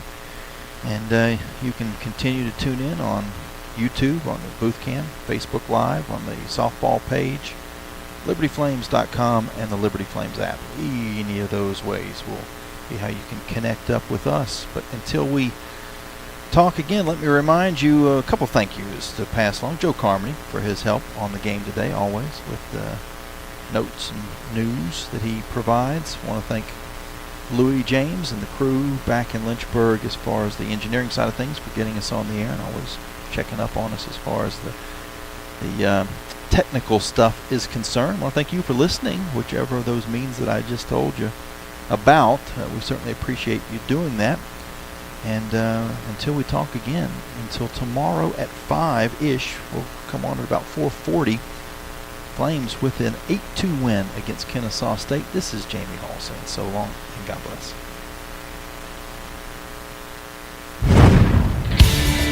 Thanks for listening to live coverage of Liberty University softball from Van Wagner on the Liberty Flames Sports Network, presented by Abish Financial Services. This broadcast of Liberty softball has been brought to you by Abish Financial Services, the official advisor of Liberty Flames Athletics. Liberty softball has also been brought to you by Bojangles' famous chicken and biscuits. It's Bow time. Carillion Clinic, inspiring better health. Carter Bank, life lived full. By Coca-Cola, taste the feeling. Crossroads Family Dentistry. Centra Health, Destination Bedford. By 11 West, Foster Fuels, providing reliable service for 100 years. Frank Good Builders. Freedom First Credit Union. Start banking for good with Freedom First today. By Gentry Lock Attorneys. The Good Feet Store. Haley's Appliance and Outdoors. Ironclad Coffee Roasters. Craft roasted in Richmond, Virginia. By Larry's Tire and Auto Repair. Preventative maintenance, repair, and service at multiple locations and at larrystireservice.com. The Liberty Bookstore, the official online store of Liberty Athletics. Lynchburg Nissan. Nobody beats our prices. Nobody. Peary Family Dentistry. By Rogers Heating and Cooling, servicing Greater Lynchburg's HVAC and electrical needs. Segra, offering customized business technology solutions at segra.com. And by Thompson Brooks Insurance, planning today for tomorrow. The General Manager of Van Wagner Sports and Entertainment is Justin Metzger. Network Director Alan York. Coordinating producers Nick Pierce, Kyle Sykes, and Victoria Carter. I'm staff announcer Jeff Lawrence with a special thanks to Liberty University Athletics Director Ian McCaw, Senior Associate Athletics Director Robert Goodman, and Assistant Strategic Communications Director Joe Carmody. Liberty Flames Softball is an exclusive presentation from Van Wagner on the Liberty Flames Sports Network, presented by Abish Financial Services.